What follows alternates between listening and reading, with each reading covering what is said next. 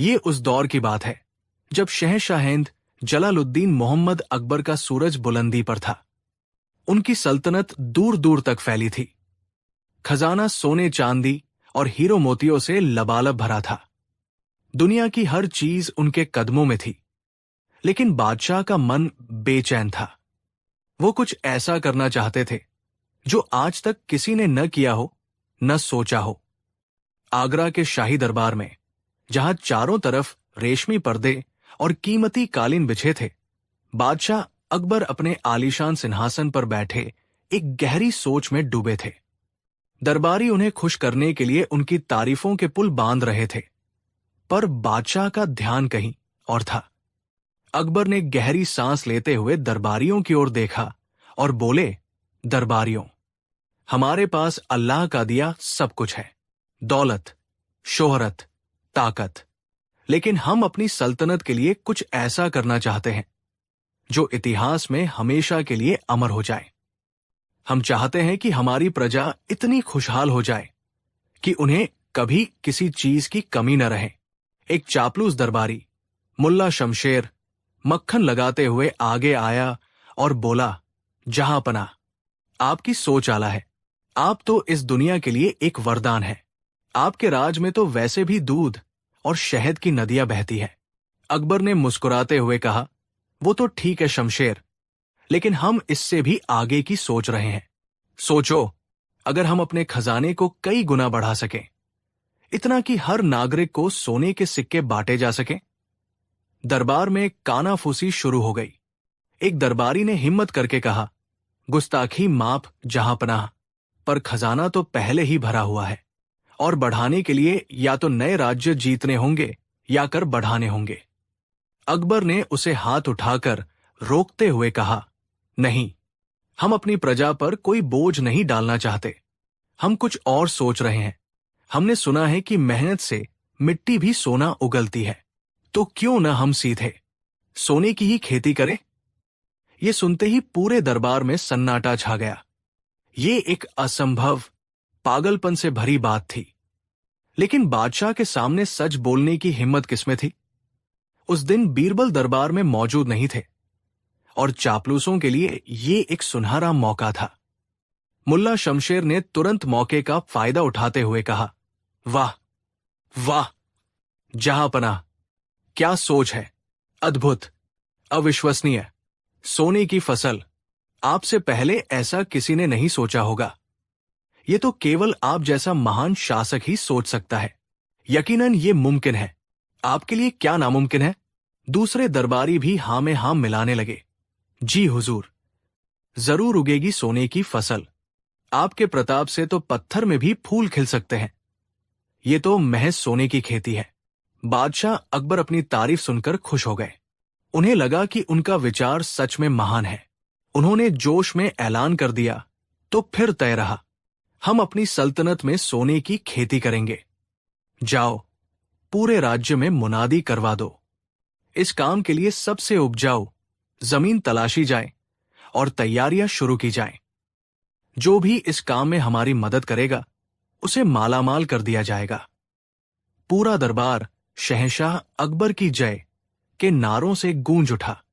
अगले दिन जब बीरबल दरबार में पहुंचे, तो उन्हें हवा में एक अजीब सी सरगर्मी महसूस हुई। बादशाह बहुत खुश नजर आ रहे थे। बीरबल ने अदब से झुककर सलाम किया और पूछा, जहांपनाह, आज दरबार की रौनक कुछ और ही कह रही है। क्या कोई खास बात है। अकबर ने गर्व से कहा, हां बीरबल, तुम कल थे नहीं। तुमने बहुत कुछ खो दिया। हमने एक ऐसा फैसला लिया है जो मुगल सल्तनत का नाम इतिहास में सोने के अक्षरों से लिख देगा। सोने की फसल उगाने जा रहे हैं। बीरबल एक पल के लिए चौंके, लेकिन फिर अपने चेहरे पर मुस्कान ले आए। वो समझ गए कि ये चापलूस दरबारियों की करतूत है।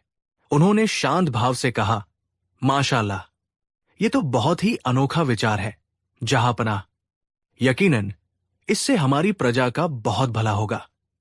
बीरबल का सकारात्मक जवाब सुनकर मुल्ला शमशेर और उसके साथी हैरान रह गए। उन्हें लगा था कि बीरबल विरोध करेंगे और बादशाह की नजरों में गिर जाएंगे। मुल्ला ने तंज कसते हुए कहा, क्यों बीरबल, तुम्हें यकीन है कि ऐसा हो सकता है? बीरबल ने मुस्कुराते हुए जवाब दिया, मुल्ला जी, जब बादशाह ने फैसला कर लिया है तो इसमें शक की क्या गुंजाइश। मैं तो बस ये सोच रहा हूं कि इस महान काम को अंजाम कैसे दिया जाए।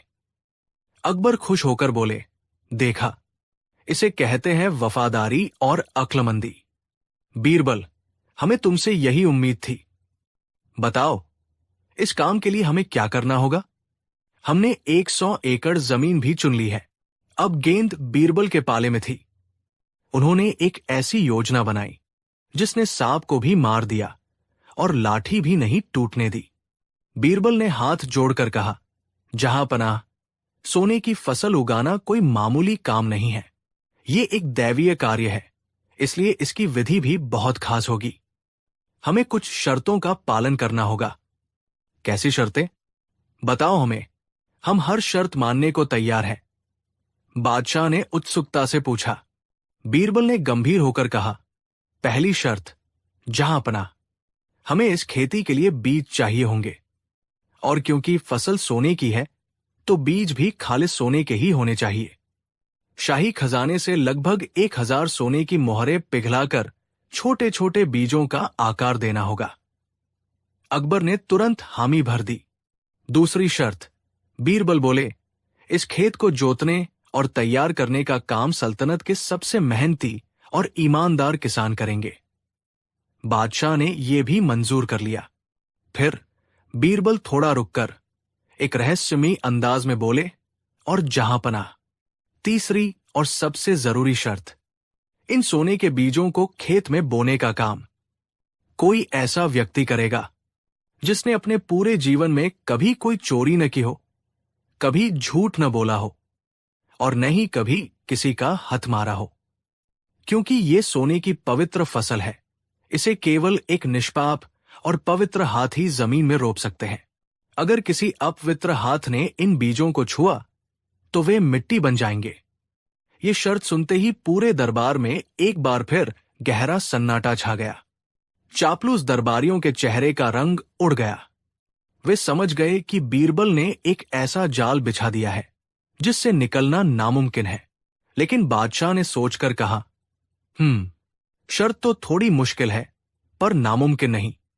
ठीक है बीरबल, हमें तुम्हारी तीनों शर्तें मंजूर है। बादशाह के हुक्म से तैयारियां शुरू हो गई। सोने की मोहरें पिघलाकर बीज बनाए गए। किसानों ने 100 एकड़ जमीन को मखमल की तरह मुलायम बना दिया। अब इंतजार था तो बस उस एक पवित्र व्यक्ति का जो इन बीजों को बो सके। 1 महीने बाद वो दिन आ ही गया। खेत के पास एक भव्य शामियाना लगा था जिसमें बादशाह अकबर और उनके दरबारी बैठे थे।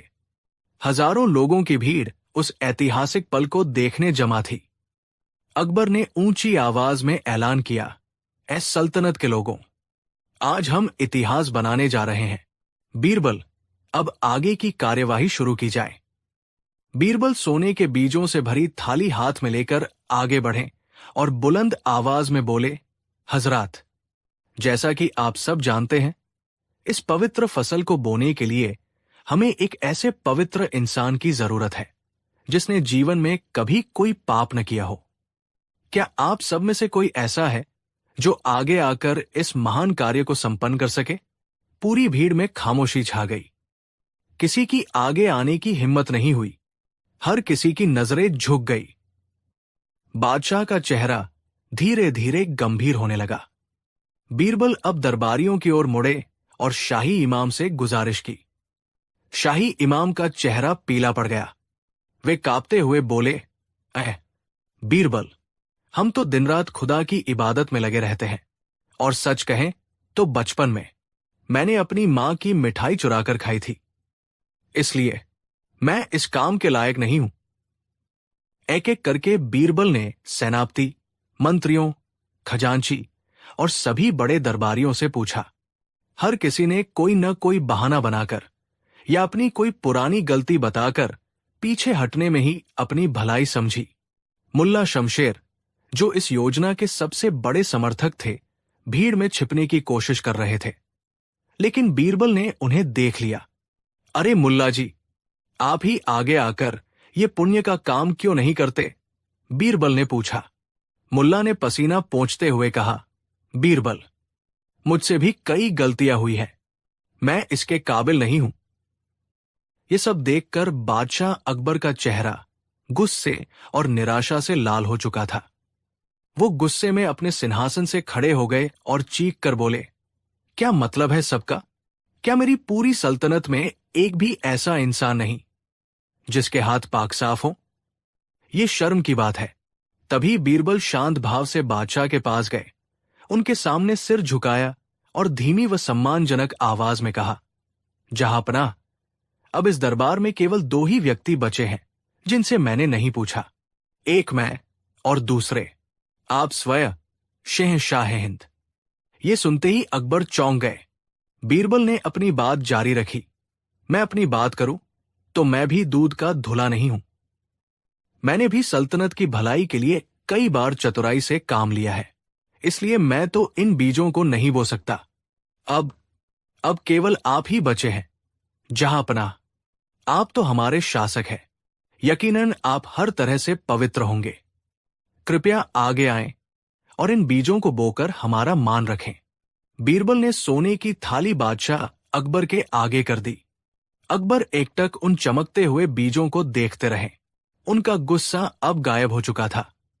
वो जानते थे कि वो भी उस शर्त पर खरे नहीं उतर सकते।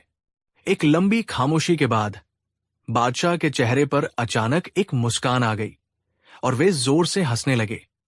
हंसते हुए अकबर बोले, वाह बीरबल, वाह, आज तुमने हमारी आंखें खोल दी। हम भी तुम्हारी इस शर्त को पूरा नहीं कर सकते।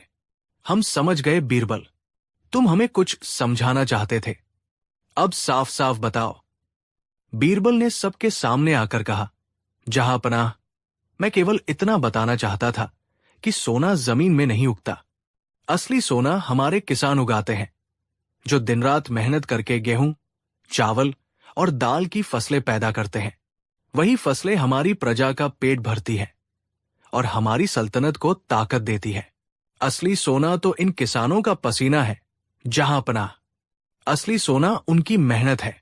अगर हम सब ये प्रण ले कि हम झूठ, चोरी और बेईमानी का रास्ता छोड़ देंगे तो हमें सोने की फसल उगाने की जरूरत ही नहीं पड़ेगी। हमारा राज्य खुद ब खुद सोने की चिड़िया बन जाएगा। बीरबल की बातें सुनकर बादशाह अकबर की आंखों में चमक आ गई। वो अपनी गलती समझ चुके थे। उन्होंने खड़े होकर कहा, बीरबल, आज तुमने हमें दौलत का नहीं बल्कि जीवन का सबसे बड़ा सबक सिखाया है। हमारी सल्तनत का असली सोना हमारी प्रजा है। अकबर ने वे सोने के बीज किसानों में बंटवा दिए और कहा कि ये उनकी मेहनत का इनाम है। पूरा मैदान शहंशाह अकबर जिंदाबाद और बीरबल जिंदाबाद के नारों से गूंज उठा। चापलूस दरबारियों के सिर शर्म से झुके हुए थे। इस कहानी ने हमें सिखाया कि दुनिया में कोई शॉर्टकट या चमत्कार नहीं होता। असली धन और असली सोना हमारी मेहनत, हमारी ईमानदारी और हमारे अच्छे कर्मों में छिपा है। बीरबल ने अपनी बुद्धिमानी से न केवल बादशाह की एक असंभव जिद को पूरा होने से रोका, बल्कि उन्हें और पूरे दरबार को एक ऐसा आईना दिखाया जिसमें हर कोई अपना असली चेहरा देख सकता था। कहानी 2। ये उन दिनों की बात है जब आगरा में हल्की हल्की सर्दियां पड़ने लगी थी। दिन सुहावने और रातें ठंडी हो चली थी। शहंशाह अकबर के नवरत्नों में से एक बीरबल अपने परिवार के साथ सुख शांति से जीवन बिता रहे थे। उनकी पत्नी अत्यंत सुशील और मेहमान नवाज थी और उनका घर हमेशा रिश्तेदारों और जरूरतमंदों के लिए खुला रहता था। एक सुबह जब बीरबल दरबार जाने के लिए तैयार हो रहे थे, उनके द्वार पर एक बैलगाड़ी आकर रुकी। उसमें से एक लंबा चौड़ा भारी भरकम आदमी उतरा। उसने शानदार पर कुछ पुराने हो चुके कपड़े पहने थे और उसके साथ ढेर सारा सामान था, जैसे वो कहीं बसने के इरादे से आया हो। वो आदमी सीधे घर के अंदर घुस आया और बीरबल को देखते ही जोर से चिल्लाया, अरे बीरबल, मेरे भाई, पहचाना मुझे? बीरबल ने उसे गौर से देखा। चेहरा कुछ जाना पहचाना लग रहा था। पर उन्हें याद नहीं आ रहा था। बीरबल ने हाथ जोड़कर कहा, क्षमा कीजिएगा श्रीमान, शायद मैं आपको पहचान नहीं पाया। वो आदमी जोर से हंसा। हाँ हाँ, अरे मैं तुम्हारा दूर का साला हूं, गंगाधर। याद नहीं? 10 साल पहले तुम्हारी शादी में मैं तुम्हारी साली की तरफ से आया था। तुम तो भूल गए, पर हम तुम्हें कैसे भूल सकते हैं? आखिर तुम हमारे जीजा जी जो ठहरे। अब बीरबल को कुछ कुछ याद आया। हाँ, शादी में ऐसा कोई रिश्तेदार था तो। बीरबल ने भारतीय परंपरा के अनुसार उनका स्वागत किया। आइए आइए गंगाधर जी, अंदर आइए। बड़े दिनों बाद याद किया आपने। गंगाधर ने अपना सारा सामान अंदर रखवाते हुए कहा। क्या करे जीजा जी, गांव में मन नहीं लग रहा था। सोचा चलो आगरा घूम आते हैं और अपने जीजा जी से भी मिलाते हैं। अब कुछ दिन आप ही के पास रहेंगे। बीरबल और उनकी पत्नी ने सोचा, कुछ दिन का मतलब होगा 4-5 दिन। उन्होंने पूरे मन से गंगाधर की आवभगत शुरू कर दी। उनके लिए सबसे अच्छा कमरा तैयार किया गया। खाने में रोज उनकी पसंद के पकवान बनने लगे। बीरबल की पत्नी सुबह से शाम तक उनकी सेवा में लगी रहती। पहला दिन बीता, दूसरा बीता, एक हफ्ता बीत गया। गंगाधर जी के जाने के कोई आसार नजर नहीं आ रहे थे। वो दिन भर पलंग पर पड़े रहते, हुक्का गुड़गुड़ाते और बीरबल की पत्नी को तरह तरह के पकवान बनाने के हुक्म देते। साली साहिबा, आज खाने में शाही टुकड़ा बनाइए। साली साहिबा, आज मालपुए खाने का मन कर रहा है। वो बीरबल के कपड़े पहनते, उनके बिस्तर पर सोते और घर के नौकरों पर ऐसे रौब जमाते जैसे वही घर के मालिक हो। बीरबल जब शाम को दरबार से थकहार कर लौटते तो गंगाधर उन्हें पकड़कर बैठ जाते और देर रात तक गांव के ऊल जलूल किस्से सुनाते रहते। 2 हफ्ते बीत गए। अब बीरबल और उनकी पत्नी को चिंता होने लगी। घर का सारा बजट गड़बड़ा गया था। बीरबल की पत्नी की सेहत खराब रहने लगी थी, लेकिन गंगाधर थे कि टस से मस नहीं हो रहे थे। उनका बस एक ही जवाब होता, अरे अभी तो आए हैं, इतनी जल्दी क्या है जाने की? अपनों के बीच तो स्वर्ग जैसा लगता है। बीरबल अब समझ गए थे कि वो एक मुफ्तखोर और ढीठ मेहमान के चंगुल में फंस चुके हैं। सीधे सीधे कुछ कह नहीं सकते थे, क्योंकि इससे रिश्तेदारी खराब होने का डर था। अब उन्हें इस मेहमान से छुटकारा पाने के लिए अपनी बुद्धि का ही सहारा लेना था। बीरबल ने इशारों में बात करनी शुरू की। एक दिन उन्होंने खाने की मेज पर कहा, गंगाधर जी, आगरा की हवा पानी ज्यादा दिन रास नहीं आती। गांव का शुद्ध वातावरण ही सेहत के लिए अच्छा होता है। गंगाधर ने डकार लेते हुए जवाब दिया, अरे जीजा जी, आप फिक्र न करें। आपके घर का घी दूध खाकर तो हमारी सेहत और भी अच्छी हो गई है। यहां की हवा हमें खूब माफिक आ रही है। बीरबल का पहला तीर खाली गया। अगले दिन बीरबल ने अपनी पत्नी से कहा, सुनो जी, कल जरा कम खाना बनाना। कल से हम दोनों एक व्रत का उपवास रखेंगे। सेहत के लिए अच्छा होता है। उन्हें लगा कि शायद खाने की कमी देखकर गंगाधर खुद ही चले जाएं। अगले दिन जब दोपहर में खाना लगा तो थाली में सिर्फ 2 रोटियां और थोड़ी सी सब्जी थी।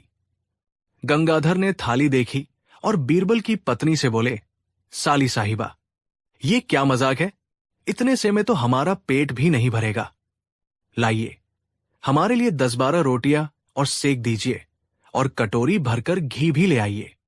उपवास आप लोग कीजिए, हम तो मेहमान हैं, हम भूखे कैसे रह सकते हैं? बीरबल का दूसरा तीर भी बेकार गया। अब बीरबल की पत्नी का सब्र जवाब दे गया। उन्होंने बीरबल से कहा, अब मुझसे और सेवा नहीं होती। आप कुछ भी कीजिए, इस आदमी को घर से निकालिए, वरना मैं अपनी मां के घर चली जाऊंगी। बीरबल अब बड़ी दुविधा में पड़ गए। एक तरफ मेहमान, दूसरी तरफ पत्नी। अब उन्हें कोई बड़ा और मजबूत जाल बिछाना था। उन्होंने अपनी योजना बनाई। उस रात जब गंगाधर खर्राटे भर रहे थे, बीरबल चुपके से उनके कमरे में गए और उनके सारे सामान की गठरी बांध दी। फिर उन्होंने घर के बाहर खड़े अपने एक भरोसेमंद नौकर को वो गठरी सौंप दी और उसे कुछ समझाया। अगली सुबह जब सब लोग जागे तो बीरबल और उनकी पत्नी ने जोर जोर से रोना पीटना शुरू कर दिया। हाय, हम लुट गए, बर्बाद हो गए, घर में चोर आ गए। उनकी आवाज सुनकर गंगाधर हड़बड़ाकर अपने कमरे से बाहर निकले। क्या हुआ जीजा जी? क्या हुआ साली साहिबा? इतना शोर क्यों मचा रहे हो? बीरबल ने रोते हुए कहा, गंगाधर जी, गजब हो गया। रात में चोर आए और घर का सारा कीमती सामान उठाकर ले गए। देखो, तुम्हारे कमरे से भी तुम्हारा सारा सामान चोरी हो गया।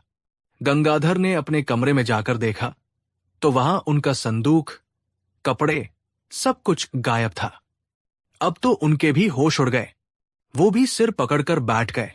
हाय, मेरा सब कुछ लुट गया। मेरे कपड़े, मेरे पैसे, सब चले गए। बीरबल ने उन्हें सांत्वना देते हुए कहा, आप चिंता मत कीजिए गंगाधर जी, आप हमारे मेहमान हैं। आपका नुकसान हमारा नुकसान है। चलिए, हम अभी बादशाह सलामत के पास चलते हैं और शहर कोतवाल को चोरों को पकड़ने का हुक्म दिलवाते हैं। जब तक चोर नहीं पकड़े जाते, हम चैन से नहीं बैठेंगे। गंगाधर को लगा कि चलो, कम से कम जीजाजी मदद तो कर रहे हैं। वो बीरबल के साथ दरबार की ओर चल दिए। दरबार में पहुंचकर बीरबल सीधे बादशाह अकबर के पास गए। उन्होंने चोरी की पूरी झूठी कहानी सुनाई। अकबर, जो बीरबल की हरकतों को थोड़ा बहुत समझते थे, उन्हें शक तो हुआ, पर वो चुप रहे। बीरबल ने कहा, जहांपनाह, मेरे घर चोरी हुई सो हुई, पर मेरे मेहमान, मेरे साले साहब गंगाधर जी का सारा सामान भी चोरी हो गया। ये तो मेरी इज्जत पर बट्टा लग गया। मैं चाहता हूं कि आप कोतवाल को हुक्म दे कि वो शहर के सारे दरवाजे बंद कर दे और घर घर की तलाशी ले। जब तक चोर और मेरे मेहमान का सामान नहीं मिल जाता, शहर से कोई भी बाहर नहीं जाएगा। ये सुनकर बादशाह अकबर और बाकी दरबारी हैरान रह गए। एक छोटी सी चोरी के लिए पूरे शहर को बंद कर देना, ये तो अजीब बात थी। लेकिन गंगाधर ये सुनकर बहुत खुश हुए। उन्हें लगा कि उनके जीजा जी कितने पहुंच वाले आदमी हैं, जो उनके लिए पूरे शहर को बंद करवा रहे हैं। बादशाह ने बीरबल की बात मान ली और कोतवाल को हुक्म दे दिया। शहर के सारे नाके बंद कर दिए गए। हर आने जाने वाले की तलाशी होने लगी।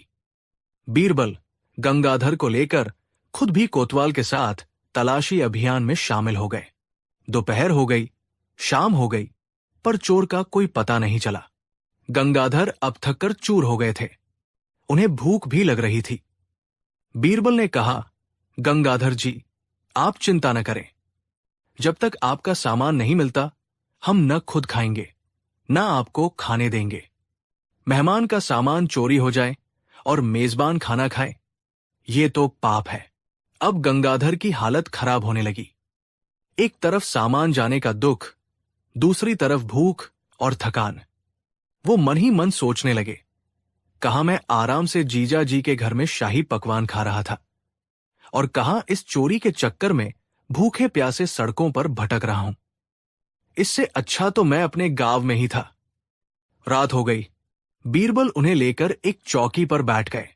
उन्होंने कोतवाल से कहा, कोतवाल साहब, हमें लगता है चोर शहर से भागने की फिराक में होगा। हमें रात भर यही पहरा देना होगा। ये सुनकर गंगाधर के रहस्य होश भी उड़ गए। रात भर इस ठंड में भूखे प्यासे पहरा देना। उन्होंने बीरबल से कहा, जीजा जी, अब छोड़िए भी, जो गया सो गया। चलिए घर चलकर कुछ खाते हैं और आराम करते हैं।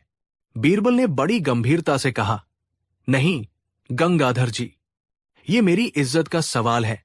जब तक आपका एक एक तिनका वापस नहीं मिल जाता, मैं आराम नहीं करूंगा। हम यही बैठेंगे। आधी रात होते होते गंगाधर का सब्र जवाब दे गया। उन्हें अपना गांव, अपना घर और रूखी सूखी रोटी भी शाही पकवान लगने लगी। उन्होंने हाथ जोड़कर बीरबल से कहा, जीजा जी, मुझसे बड़ी भूल हो गई जो मैं यहां आया। मुझे मेरा सामान नहीं चाहिए। मुझे बस मेरे गांव वापस जाने दीजिए। अब मैं यहां एक पल भी नहीं रुक सकता। बीरबल ने आश्चर्य का नाटक करते हुए कहा, अरे ऐसे कैसे?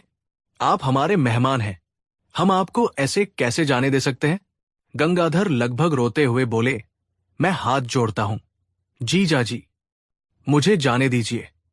ये शहर मेरे लिए नहीं है, मुझे मेरे गांव भेज दीजिए। मैं आपका ये एहसान जिंदगी भर नहीं भूलूंगा। बीरबल ने मन ही मन मुस्कुराते हुए कहा, ठीक है, अगर आपकी यही इच्छा है तो। पर आप जाएंगे कैसे? आपके पास तो कपड़े भी नहीं हैं। ये कहकर बीरबल ने अपने नौकर को इशारा किया, जो पास ही में छिपा हुआ था। नौकर गंगाधर के सामान की गठरी लेकर आया। बीरबल ने कहा, लगता है चोर डर के मारे सामान यहीं फेंककर भाग गया। लीजिए गंगाधर जी, आपका सामान मिल गया। ईश्वर की बड़ी कृपा है। गंगाधर ने अपना सामान देखा तो उनकी जान में जान आई। उन्होंने झटपट गठरी उठाई और बोले, जीजा जी, अब मुझे आज्ञा दीजिए। सुबह होने से पहले मैं शहर छोड़ देना चाहता हूं। बीरबल ने उन्हें शहर के बाहर तक छोड़ने के लिए एक बैलगाड़ी का इंतजाम कर दिया। गंगाधर बैलगाड़ी में ऐसे बैठे जैसे किसी जेल से रिहा होकर भाग रहे हों। जब गंगाधर आंखों से ओझल हो गए तो बीरबल ने एक गहरी सांस ली और मुस्कुराते हुए अपने घर की ओर चल दिए। अगले दिन दरबार में अकबर ने बीरबल से पूछा, क्यों बीरबल, चोर पकड़ा गया? बीरबल ने मुस्कुराकर जवाब दिया, जी जहांपनाह, चोर बिना सजा के ही शहर छोड़कर भाग गया और उम्मीद है कि अब वो दोबारा कभी इस शहर का रुख नहीं करेगा। दरबार में मौजूद सभी लोग जो इस किस्से को जानते थे, जोर जोर से हंस पड़े। बीरबल ने एक बार फिर अपनी बुद्धि से यह साबित कर दिया था कि हर समस्या का हल लड़ाई या अपमान में नहीं, बल्कि चतुराई और समझदारी में छिपा होता है। कहानी 3। आज हम आपको ले चलेंगे शहंशाह अकबर के उस शानदार दौर में, जहां कला और कलाकारों की बहुत कद्र थी। लेकिन वही एक कहानी ने जन्म लिया, जिसने साबित कर दिया कि हुनर कितना भी बड़ा क्यों न हो, अगर उसमें ईमानदारी न हो तो वो मिट्टी के मोल है। ये कहानी है एक बेमिसाल चित्रकार के लालच की, एक अमीर सेठ के भरोसे की और बीरबल के उस अनोखे न्याय की, जिसने आईने के सामने आईना रखकर सच दिखा दिया। ये कहानी है चित्रकार का न्याय। आगरा शहर सिर्फ मुगल सल्तनत की राजधानी ही नहीं, बल्कि कला और संस्कृति का गढ़ भी था। और उस गढ़ का सबसे चमकता सितारा था उस्ताद मंसूर, एक ऐसा चित्रकार जिसके हाथों में जादू था।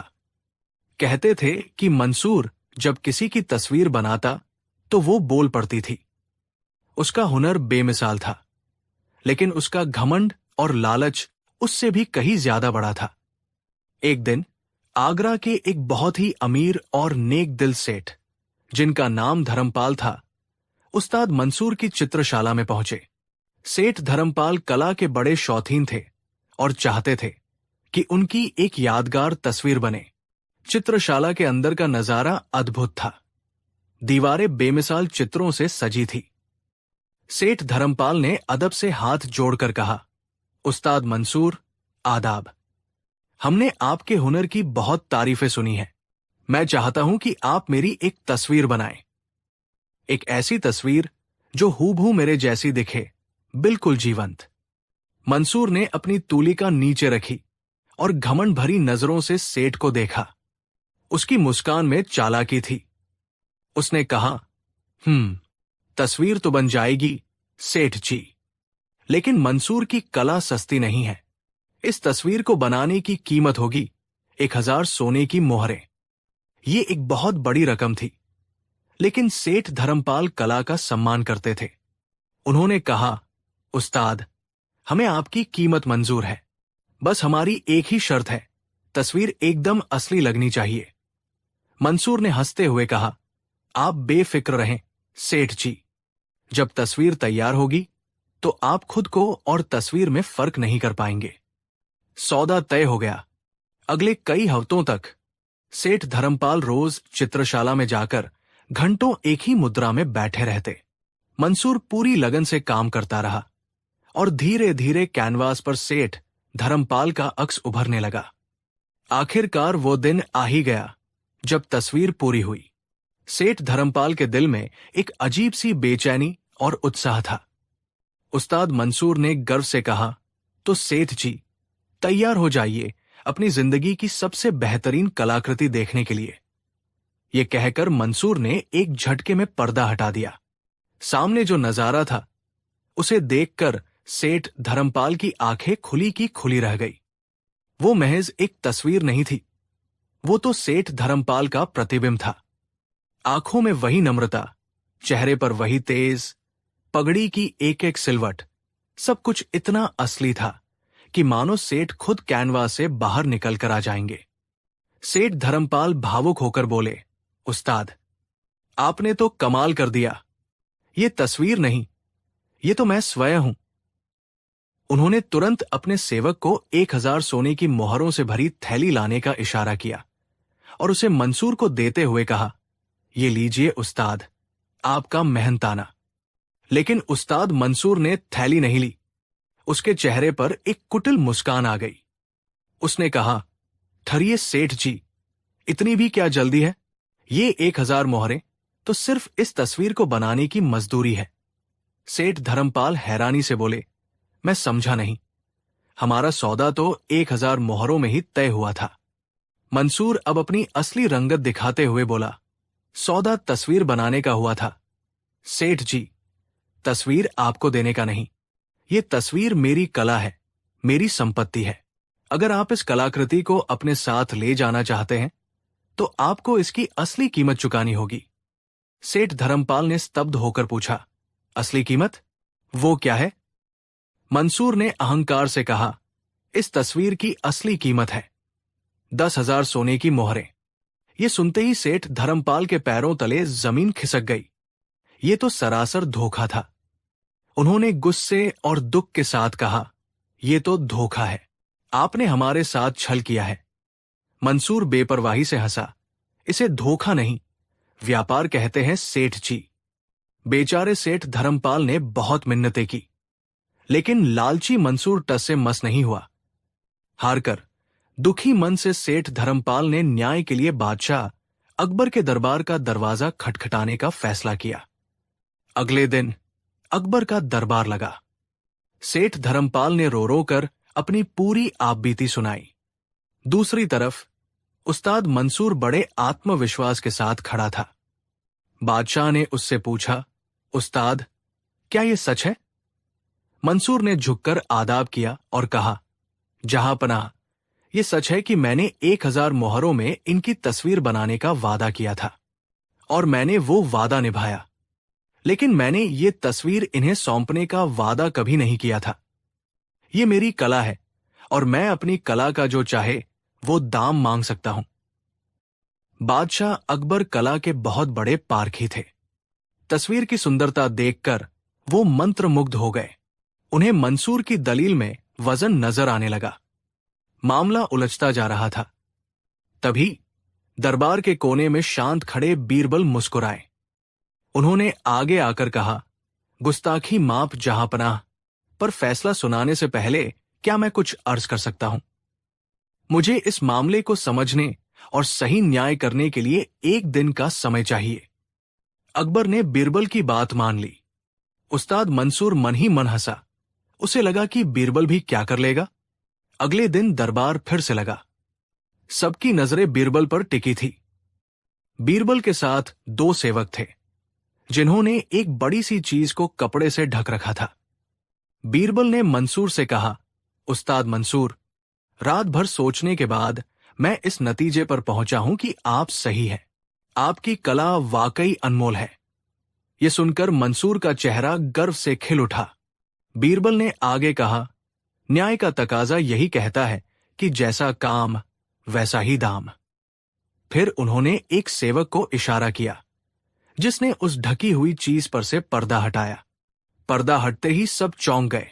उसके नीचे एक बड़ा आदमकद आईना था। बीरबल ने सेठ से 1000 सोने की मोहरों वाली थैली ली और उसे उस बड़े आईने के ठीक सामने रख दिया। आईने में सोने की मोहरों से भरी थैली साफ साफ नजर आ रही थी। बीरबल ने ऊंची आवाज में कहा, उस्ताद जी, अब जरा न्याय को समझिए। आपने सेठ जी का प्रतिबिंब इस तस्वीर में उतारा है और उसके बदले में आप असली सोने की मोहरें चाहते हैं। ये तो अन्याय है। न्याय तो तब होगा जब आपको भी आपके काम के बदले में प्रतिबिंब ही मिले। ये लीजिए उस्ताद मंसूर, आपका मेहनताना। आईने में देखिए, 1000 सोने की मोहरों का प्रतिबिंब। उठाइए और गिन लीजिए, एक भी कम नहीं होगी। ये देखते और सुनते ही पूरे दरबार में पहले तो सन्नाटा छा गया और फिर जोरदार ठहाकों की गूंज से दरबार हिल गया। बादशाह अकबर अपनी हंसी नहीं रोक पा रहे थे। बीरबल ने लालची चित्रकार के ही तर्क को उसी के खिलाफ इस्तेमाल कर दिया था। उस्ताद मंसूर का चेहरा शर्म से लाल हो गया। वो भागकर बीरबल के कदमों में गिर पड़ा और रोते हुए बोला, मुझे माफ कर दीजिए। लालच ने मेरी अक्ल पर पर्दा डाल दिया था। बादशाह अकबर ने फैसला सुनाया कि उस्ताद मंसूर वो तस्वीर सेठ धर्मपाल को तय कीमत यानी 1000 सोने की मोहरों में ही देगा। सेठ धर्मपाल ने बीरबल का लाख लाख शुक्रिया अदा किया। इस कहानी ने साबित कर दिया कि दुनिया का कोई भी हुनर या ज्ञान सच्चाई और ईमानदारी के बिना अधूरा है। बीरबल ने एक आईने के जरिए उस चित्रकार को न सिर्फ उसकी गलती का एहसास कराया, बल्कि पूरी दुनिया को यह संदेश दिया कि लालच का फल हमेशा कड़वा होता है। कला का असली मूल्य सोने की मोहरों से नहीं, बल्कि कलाकार की नीयत और सच्चाई से आका जाता है। कहानी 4।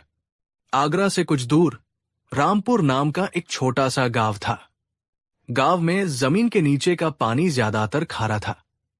इसी गांव में एक गरीब और स्वाभिमानी ब्राह्मण पंडित दीनानाथ रहते थे। उनकी दिली तमन्ना थी कि उनके घर के आंगन में एक मीठे पानी का कुआं हो। अपनी इस इच्छा को पूरा करने के लिए पंडित दीनानाथ ने अपनी जिंदगी भर की जमा पूंजी लगाकर अपने घर के पीछे वाली जमीन पर कुआं खुदवाना शुरू किया।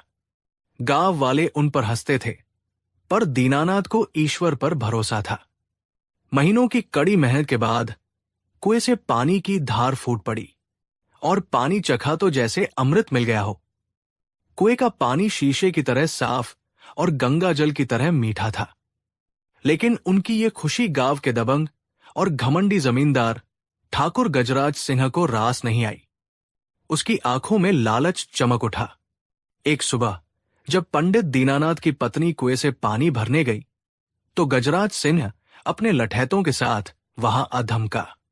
उसने अकड़कर कहा, ए पंडिताइन, ये कुआं अब हमारा है। आज के बाद इस कुएं से कोई पानी नहीं भरेगा। पंडिताइन ने घबराकर कहा कि ये कुआं तो उनका है, पर गजराज सिंह ने अट्टहास करते हुए कहा, पगली, इस पूरे गांव की जमीन हमारी है, इसलिए तुम्हारी हर चीज हमारी हुई। दफा हो जाओ यहां से। पंडित दीनानाथ को जब ये पता चला तो उनका खून खौल उठा। वो भागे भागे कुएं पर पहुंचे और ठाकुर से अन्याय न करने की विनती की। पर गजराज सिंह ने मूंछों पर ताव देते हुए कहा, अरे ब्राह्मण, हम तो अपना हच ले रहे हैं।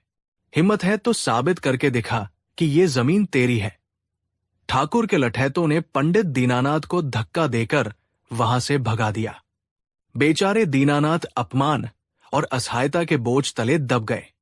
गांव में कोई भी ठाकुर के डर से उनकी मदद करने को तैयार नहीं था। जब सारे रास्ते बंद हो गए तो गांव के एक बुजुर्ग ने उन्हें शहंशाह अकबर के दरबार में न्याय की गुहार लगाने की सलाह दी। एक हारी हुई उम्मीद के साथ पंडित दीनानाथ आगरा पहुंचे। शहंशाह अकबर के दरबार में उन्होंने रोते रोते अपनी पूरी दर्द भरी कहानी सुनाई। अकबर को यह सुनकर बहुत क्रोध आया। उन्होंने तुरंत अपने सैनिकों को आदेश दिया कि उस जमींदार गजराज सिंह को दरबार में पेश किया जाए। कुछ ही दिनों में ठाकुर गजराज सिंह को दरबार में पेश किया गया। वो डरा हुआ तो था, पर अपनी चालाकी से बाज नहीं आया। अकबर ने पूछा, क्यों रे जमींदार, क्या ये सच है कि तूने इस गरीब ब्राह्मण के कुएं पर कब्जा कर लिया है? गजराज सिंह ने नाटक करते हुए कहा, नहीं जहांपना, ये ब्राह्मण झूठ बोल रहा है। वो कुआं जिस जमीन पर है, वो जमीन सदियों से मेरे पुरखों की है। इस ब्राह्मण ने चुपके से मेरी जमीन पर कुआं खुदवा लिया। उसने सबूत के तौर पर कुछ झूठे कागजात भी बादशाह के सामने रख दिए। अब मामला उलझ गया। एक तरफ एक गरीब ब्राह्मण के आंसू थे और दूसरी तरफ एक ताकतवर जमींदार के पेश किए गए सबूत। अकबर दुविधा में पड़ गए। तभी अपने आसन पर चुपचाप बैठे सब कुछ देख रहे बीरबल के चेहरे पर एक हल्की सी मुस्कान आई। उन्होंने बादशाह से इस मामले की सुनवाई करने की इजाजत मांगी। अकबर ने राहत की सांस लेते हुए मामला बीरबल के हवाले कर दिया। बीरबल अपनी जगह से उठे और गजराज सिंह की ओर मुड़े। उन्होंने शांत लेकिन दृढ़ आवाज में कहा, ठाकुर साहब, तो आपका कहना है कि कुआं आपका है क्योंकि वो आपकी जमीन पर है। गजराज सिंह ने आत्मविश्वास से कहा, जी हां बीरबल जी, कुआं मेरा है क्योंकि जमीन मेरी है। बीरबल ने सिर हिलाते हुए कहा, बहुत खूब। चलिए एक पल के लिए हम आपकी बात मान लेते हैं, कुआं आपका है। यह सुनकर गजराज सिंह की छाती गर्व से चौड़ी हो गई। उसे लगा कि वो केस जीत गया है, लेकिन असली खेल तो अब शुरू होना था। बीरबल ने अचानक गंभीर होकर कहा, ठीक है ठाकुर साहब, कुआं आपका है, ये हमने मान लिया, लेकिन उस कुएं में जो पानी है वो तो इस पंडित दीनानाथ का है। इसने अपनी मेहनत और पैसे से उस पानी को जमीन से निकाला है। गजराज सिंह हैरानी से बोला, ये आप क्या कह रहे हैं? जब कुआं मेरा है तो पानी भी मेरा हुआ। बीरबल ने मुस्कुराते हुए कहा, नहीं ठाकुर साहब, ऐसे कैसे? आप ही बताइए, क्या कोई किसी के घर में बिना किराया दिए रह सकता है? गजराज सिंह ने उलझन में कहा, नहीं, बिल्कुल नहीं। बीरबल ने उसी मुस्कान के साथ कहा, तो फिर इस पंडित का पानी आपके कुएं में मुफ्त में कैसे रह रहा है? यह तो सरासर अन्याय है। आपको तो इसका किराया चुकाना चाहिए। यह सुनते ही पूरे दरबार में सन्नाटा छा गया। गजराज सिंह का मुंह खुला का खुला रह गया। बीरबल ने अपनी बात आगे बढ़ाई, तो ठाकुर साहब, अब आपके सामने दो रास्ते हैं। पहला, या तो आप आज ही इसी वक्त इस ब्राह्मण के सारे पानी का किराया सोने की मोहरों में चुकाएं जो आपके कुएं में जमा है, और दूसरा रास्ता, अगर आप किराया नहीं देना चाहते तो फौरन इस ब्राह्मण का सारा पानी अपने कुएं से बाहर निकाल दीजिए और उसे खाली कर दीजिए। अपने कुएं में आप किसी और का पानी मुफ्त में इस्तेमाल नहीं कर सकते। बीरबल का यह तर्क सुनकर गजराज सिंह के पैरों तले जमीन खिसक गई। वो समझ गया कि वो बुरी तरह फंस चुका है। न तो वो किराया दे सकता था और न ही कुआं खाली कर सकता था। उसकी सारी चालाकी धरी की धरी रह गई। वो कांपता हुआ बादशाह अकबर के कदमों में गिर पड़ा और रोते हुए बोला, मुझे माफ कर दीजिए जहांपना, मुझसे बहुत बड़ी गलती हो गई। ये कुआं और ये जमीन दोनों ही इसी ब्राह्मण के हैं। मैंने लालच में आकर इस पर कब्जा कर लिया था। सच्चाई सामने आ चुकी थी। दरबार में मौजूद हर व्यक्ति बीरबल की बुद्धिमानी की प्रशंसा कर रहा था। बादशाह अकबर ने गजराज सिंह को सजा सुनाते हुए कहा, तुम्हारे इस अपराध के लिए तुम्हें पंडित दीनानाथ को हर्जाने के तौर पर 5,000 सोने की मोहरें देनी होंगी। अकबर ने पंडित दीनानाथ को सम्मान के साथ उनकी जमीन और कुएं के मालिकाना हद के शाही दस्तावेज भी प्रदान किए। इस कहानी ने हमें सिखाया कि अधिकार और सत्य को थोड़ी देर के लिए दबाया तो जा सकता है, लेकिन हराया नहीं जा सकता। बीरबल ने अपनी अनोखी बुद्धि का प्रयोग करके ये साबित कर दिया कि न्याय करने के लिए हमेशा तलवार की नहीं, बल्कि तेज दिमाग की जरूरत होती है। उन्होंने न सिर्फ एक गरीब को उसका हक दिलाया, बल्कि एक अहंकारी जमींदार को ऐसा सबक सिखाया जिसे वो जिंदगी भर नहीं भूल सका। कहानी 5। ये कहानी है एक ऐसे ढोंगी बाबा की जिसने अपने चमत्कारों के जाल में पूरे आगरा को फंसा लिया था। ये कहानी है लोगों की अंधी आस्था की और बीरबल की उस बेमिसाल चतुराई की, जिसने विज्ञान और तर्क की रोशनी से अंधविश्वास के सबसे घने अंधेरे का पर्दाफाश कर दिया। ये कहानी है अंधविश्वास का पर्दाफाश की। उन दिनों आगरा में एक साधु का आगमन हुआ। नाम था उसका बाबा काल भैरव। वो यमुना के किनारे एक विशाल वटवृक्ष के नीचे अपना डेरा जमाए हुए था। सिर पर जटाएं, शरीर पर भस्म, गले में रुद्राक्ष की मालाएं और आंखों में एक अजीब सी हिप्नोटिक चमक। उसे देखकर कोई भी साधारण इंसान प्रभावित हो जाता। जल्द ही पूरे शहर में उसके चमत्कारों के किस्से आग की तरह फैल गए। लोग कहते थे कि बाबा कालभैरव त्रिकालदर्शी है। वो भूत, वर्तमान और भविष्य सब कुछ देख सकते हैं। कोई कहता कि बाबा पानी पर चल सकते हैं, तो कोई दावा करता कि बाबा हवा में से मिठाई प्रकट कर देते हैं। उनकी सबसे बड़ी सिद्धि ये बताई जाती थी कि वो किसी भी इंसान को देखकर उसकी सबसे बड़ी चिंता और मन में छिपे राज को पल भर में बता देते थे। देखते ही देखते बाबा कालभैरव के डेरे पर अमीरों से लेकर गरीबों तक की भीड़ उमड़ने लगी। लोग अपनी समस्याएं लेकर आते और बाबा कुछ मंत्र पढ़कर, भभूत देकर उन्हें भेज देते। जिसे संतान नहीं हो रही, उसे वो पुत्र का वरदान देते। जो मुकदमे में फंसा है, उसे जीत का आशीर्वाद देते। जो बीमार है, उसे अपनी जड़ी बूटियों से ठीक करने का दावा करते। हैरानी की बात यह थी कि कुछ लोगों के काम संयोग से बन भी जाते और उनकी आस्था बाबा में और भी गहरी हो जाती। लोग अपनी श्रद्धा से सोना चांदी, धन दौलत बाबा के चरणों में ढेर करने लगे। धीरे धीरे ये खबर शहंशाह अकबर के कानों तक भी पहुंची। अकबर एक खुले विचारों के शासक थे। वो सभी धर्मों का सम्मान करते थे, लेकिन अंधविश्वास को बिल्कुल पसंद नहीं करते थे। फिर भी जब उनके कई मंत्रियों और यहां तक कि कुछ बेगमों ने भी बाबा की तारीफों के पुल बांधने शुरू कर दिए, तो उनके मन में भी उत्सुकता जागी। एक दिन दरबार में इसी बात पर चर्चा चल रही थी। एक मंत्री ने कहा, जहांपनाह, बाबा कालभैरव कोई साधारण इंसान नहीं है। वो साक्षात ईश्वर के दूत है। मैंने अपनी आंखों से उन्हें भविष्य बताते देखा है। दूसरा बोला, हुजूर, वो तो मन की बात भी जान लेते हैं। मैं कल उनके पास गया था और मेरे कुछ कहने से पहले ही उन्होंने बता दिया कि मैं अपने बेटे के स्वास्थ्य को लेकर चिंतित हूं। ये सब सुनकर अकबर ने अपने सबसे भरोसेमंद सलाहकार बीरबल की ओर देखा, जो हमेशा की तरह शांत बैठे सब कुछ सुन रहे थे। बीरबल, इस बारे में तुम्हारा क्या कहना है? क्या तुमने इन चमत्कारी बाबा के दर्शन किए? क्या तुम्हें भी इनकी शक्तियों पर यकीन है? अकबर ने पूछा। बीरबल अपनी जगह से उठे और अदब से बोले, जहांपनाह, मैंने बाबा के बारे में सुना बहुत है, लेकिन देखा कुछ नहीं। और जहां तक शक्तियों पर यकीन करने की बात है, तो मैं बिना परखे किसी भी बात को सच नहीं मानता।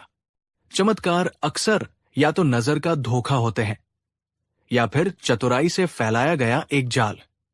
ये सुनकर बाबा के भक्त मंत्री भड़क गए। बीरबल, तुम हमेशा हर बात में नुक्स निकालते हो। तुम एक संत का अपमान कर रहे हो। उनमें सच में दैवीय शक्तियां हैं। अकबर ने माहौल को शांत करते हुए कहा, ठीक है, ठीक है, बहस करने से कोई फायदा नहीं। इसका फैसला तो बाबा से मिलकर ही होगा। बीरबल, हम चाहते हैं कि तुम खुद जाकर बाबा की परीक्षा लो। अगर उनमें सच में कोई शक्ति है, तो हम उन्हें राज सम्मान देंगे, और अगर वो ढोंगी निकले, तो उन्हें ऐसा सबक सिखाएंगे कि वो फिर कभी किसी को धोखा न दे सके। बीरबल ने मुस्कुराते हुए बादशाह का हुक्म स्वीकार कर लिया। उन्होंने कहा, जहांपनाह, मुझे बस 2 दिन का समय और कुछ इंतजाम करने की इजाजत दीजिए। मैं दूध का दूध और पानी का पानी कर दूंगा। बीरबल दरबार से सीधे अपने घर गए। उन्होंने अपने 2 सबसे भरोसेमंद सेवकों को बुलाया। वे दोनों भेष बदलने में माहिर थे। बीरबल ने उन्हें एक योजना समझाई।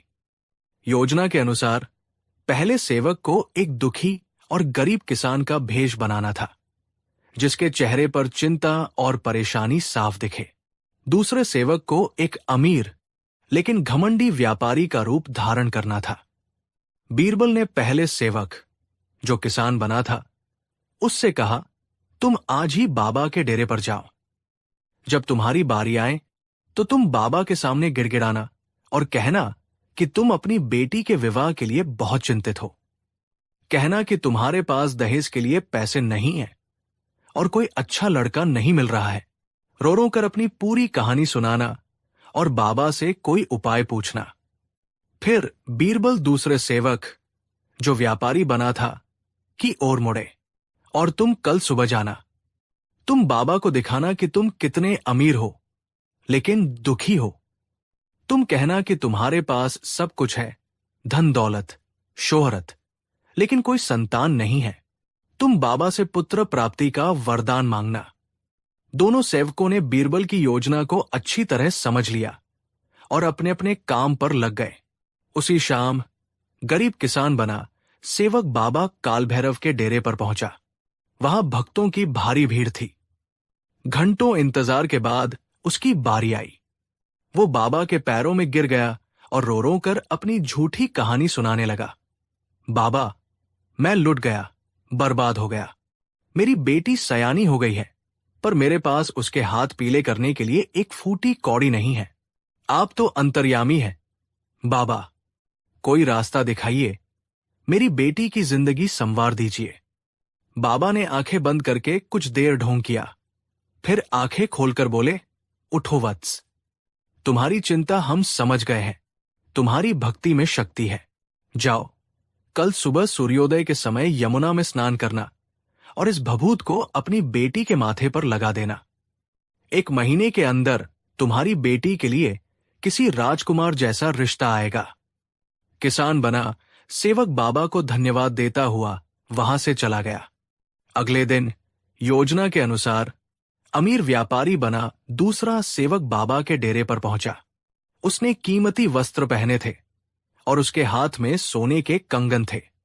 वो बाबा के सामने हाथ जोड़कर खड़ा हो गया और उदास स्वर में बोला, गुरुदेव, आपके पास सब कुछ देने की शक्ति है। मेरे पास दुनिया की हर दौलत है, पर मेरी गोद सूनी है। मुझे एक पुत्र का वरदान दीजिए। मैं अपना सारा खजाना आपके चरणों में लुटा दूंगा। बाबा ने फिर वही नाटक किया। आंखें बंद की, कुछ मंत्र बुदबुदाए और फिर बोले, सेठ जी, आपकी पीड़ा हम जानते हैं। आपकी पत्नी के गर्भ में दोष है। ये ताबीज ले जाओ और इसे अपनी पत्नी के गले में पहना देना। अगले साल इसी दिन तुम्हारे घर में चिराग जलेगा। व्यापारी बना सेवक भी बाबा का आशीर्वाद लेकर और सोने की कुछ मोहरें चढ़ाकर वहां से लौट आया।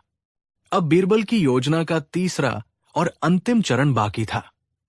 अगले दिन बीरबल स्वयं एक साधारण नागरिक का भेष बदलकर, मुंह पर कपड़ा लपेटकर बाबा कालभैरव के डेरे पर पहुंचे। उन्होंने जानबूझकर ऐसा समय चुना जब भीड़ सबसे ज्यादा थी। वो लाइन में खड़े होकर अपनी बारी का इंतजार करने लगे। जब वो बाबा के सामने पहुंचे तो वो न तो उनके पैरों में गिरे, न ही उन्होंने कोई सवाल पूछा। वो बस हाथ जोड़कर चुपचाप खड़े रहे। बाबा ने उन्हें ऊपर से नीचे तक देखा। वो समझ नहीं पा रहे थे कि ये आदमी चाहता क्या है। बाबा ने अपनी हिप्नोटिक आंखों से बीरबल को घूरने की कोशिश की ताकि वो डर जाएं और कुछ बोले, लेकिन बीरबल शांत खड़े रहे। आखिरकार अपनी सिद्धि का प्रदर्शन करने के लिए बाबा ने आंखें बंद कर ली। कुछ देर बाद आंखें खोलकर वो गरजती हुई आवाज में बोले, ए अजनबी, हम जानते हैं कि तू किस चिंता में यहां आया है। तू अपने मन में बहुत बड़ी दुविधा लिए घूम रहा है। भीड़ में कानाफूसी शुरू हो गई। देखो, बाबा ने बिना पूछे ही जान लिया। बाबा ने आगे कहा, हम ये भी जानते हैं कि तेरी चिंता क्या है। तू अपनी जवान बेटी के विवाह के लिए चिंतित है। तेरे पास दहेज के पैसे नहीं हैं और तुझे अपनी बेटी के लिए कोई योग्य वर नहीं मिल रहा है। बोल, क्या हम सच कह रहे हैं? ये सुनते ही बीरबल के पीछे लाइन में खड़ा एक आदमी, जो वास्तव में बीरबल का ही भेजा हुआ था, जोर से चिल्लाया, वाह बाबा, वाह, आप तो सच में त्रिकालदर्शी हैं। ये आदमी कल से पूरे बाजार में अपनी बेटी के रिश्ते के लिए रोता फिर रहा था। बाबा का सीना गर्व से चौड़ा हो गया। उन्होंने सोचा कि उन्होंने सही तीर चलाया है, लेकिन तभी बीरबल ने अपने चेहरे से कपड़ा हटा दिया। दरबार के सबसे चतुर मंत्री बीरबल को अपने सामने देखकर बाबा कालभैरव के होश उड़ गए। उसका चेहरा सफेद पड़ गया। भीड़ भी बीरबल को देखकर हैरान रह गई। बीरबल ने मुस्कुराते हुए लेकिन बहुत ही तीखी आवाज में कहा, बाबा, आपकी सिद्धि में तो कोई शक नहीं। लेकिन लगता है आज आपकी शक्तियां थोड़ा धोखा खा गई। बाबा कांपती हुई आवाज में बोला, क्या क्या मतलब है आपका? बीरबल ने जोर से कहा, मतलब ये बाबा कि मेरी कोई बेटी ही नहीं है। मेरा तो सिर्फ एक बेटा है जो अभी सिर्फ 5 साल का है, तो मैं उसकी शादी के लिए चिंतित कैसे हो सकता हूं? यह सुनते ही पूरी भीड़ में सन्नाटा छा गया। बाबा के माथे पर पसीने की बूंदें छलक आई। लेकिन बीरबल यहीं नहीं रुके। उन्होंने अपनी आवाज और बुलंद की, और सुनिए आगरा के लोगों, ये बाबा कोई अंतर्यामी नहीं, बल्कि एक बहुत बड़ा धोखेबाज है। ये कोई मन की बात नहीं जानता, ये बस एक बहुत ही चालाक तरीका अपनाता है। बीरबल ने भीड़ को संबोधित करते हुए समझाया, ये बाबा और इसके चेले दिन भर शहर में घूमते हैं और लोगों की बातें सुनते हैं। कौन किससे परेशान है, किसके घर में क्या समस्या है, ये सब जानकारी इकट्ठी करते हैं। फिर जब कोई भक्त यहां आता है तो बाबा भीड़ में मौजूद अपने किसी चेले को इशारा करते हैं, और वह चेला उस भक्त के बारे में बाबा को गुप्त रूप से जानकारी दे देता है। और अगर किसी के बारे में जानकारी न भी हो तो ये बाबा अंदाजा लगाते हैं।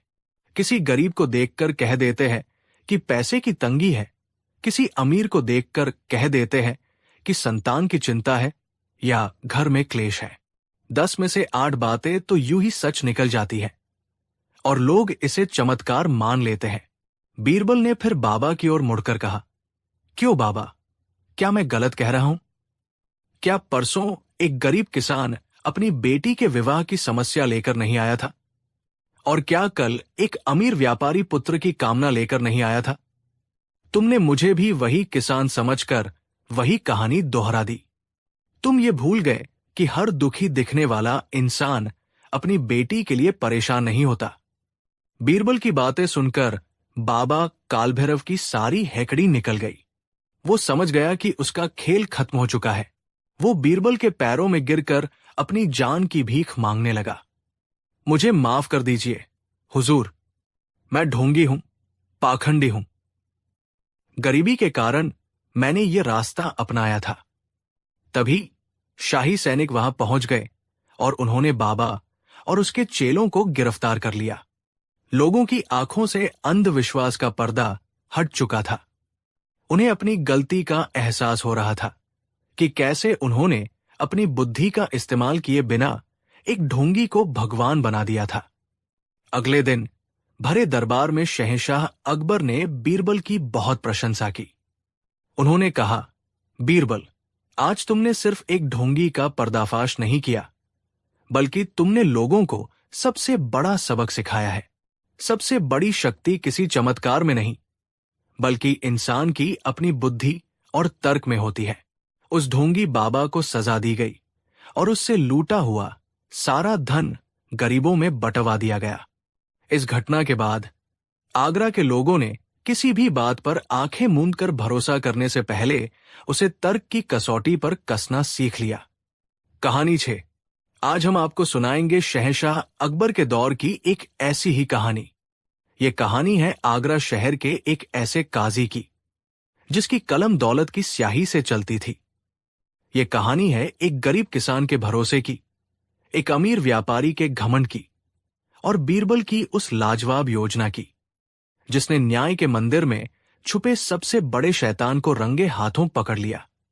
ये कहानी है रिश्वतखोर काजी की। आगरा शहर में काजी आलम खान का बड़ा नाम था। बाहर से वो बड़े नेक, ईमानदार और धर्म का पालन करने वाले लगते थे। उनकी लंबी दाढ़ी, सिर पर शाही पगड़ी और उनके बोलने का संजीदा अंदाज किसी को भी धोखा दे सकता था। वो जब भी कोई फैसला सुनाते तो कुरान और शरीयत की बड़ी बड़ी बातें करते, जिससे लोगों को लगता कि उनसे बड़ा इंसाफ पसंद इंसान कोई हो ही नहीं सकता। लेकिन पर्दे के पीछे की सच्चाई कुछ और ही थी। काजी आलम खान न्याय की आड़ में अपनी तिजोरियां भर रहे थे। वो एक नंबर के रिश्वतखोर और बेईमान इंसान थे। उनका सीधा सा नियम था, जिसके पास पैसा है, फैसला उसी के हक में है। कई बार उनकी शिकायतें बादशाह अकबर तक पहुंची, लेकिन काजी इतना चालाक था कि अपने खिलाफ कभी कोई सबूत ही नहीं छोड़ता था। वो रिश्वत भी सीधे हाथ से नहीं, बल्कि अपने दलालों के जरिए लेता था। बादशाह अकबर इस बात से बहुत परेशान थे, क्योंकि एक भ्रष्ट काजी पूरी न्याय व्यवस्था पर एक काले धब्बे की तरह था। एक दिन अकबर ने इस समस्या पर अपने सबसे खास सलाहकार बीरबल से चर्चा की। बीरबल, हम इस काजी आलम खान से तंग आ चुके हैं। हमें यकीन है कि वो बेईमान है, लेकिन उसे पकड़ने का कोई रास्ता नजर नहीं आ रहा। हर बार वो साफ बच निकलता है। बीरबल ने मुस्कुराते हुए कहा, जहांपनाह, चिंता न करें। टेही उंगली से ही घी निकलता है। शैतान को पकड़ने के लिए शैतान जैसा ही दिमाग इस्तेमाल करना पड़ता है। आप बस मुझे कुछ दिन की मोहलत और अपनी पूरी छूट दीजिए। मैं इस रिश्वतखोर काजी को आपके सामने रंगे हाथों पेश करूंगा।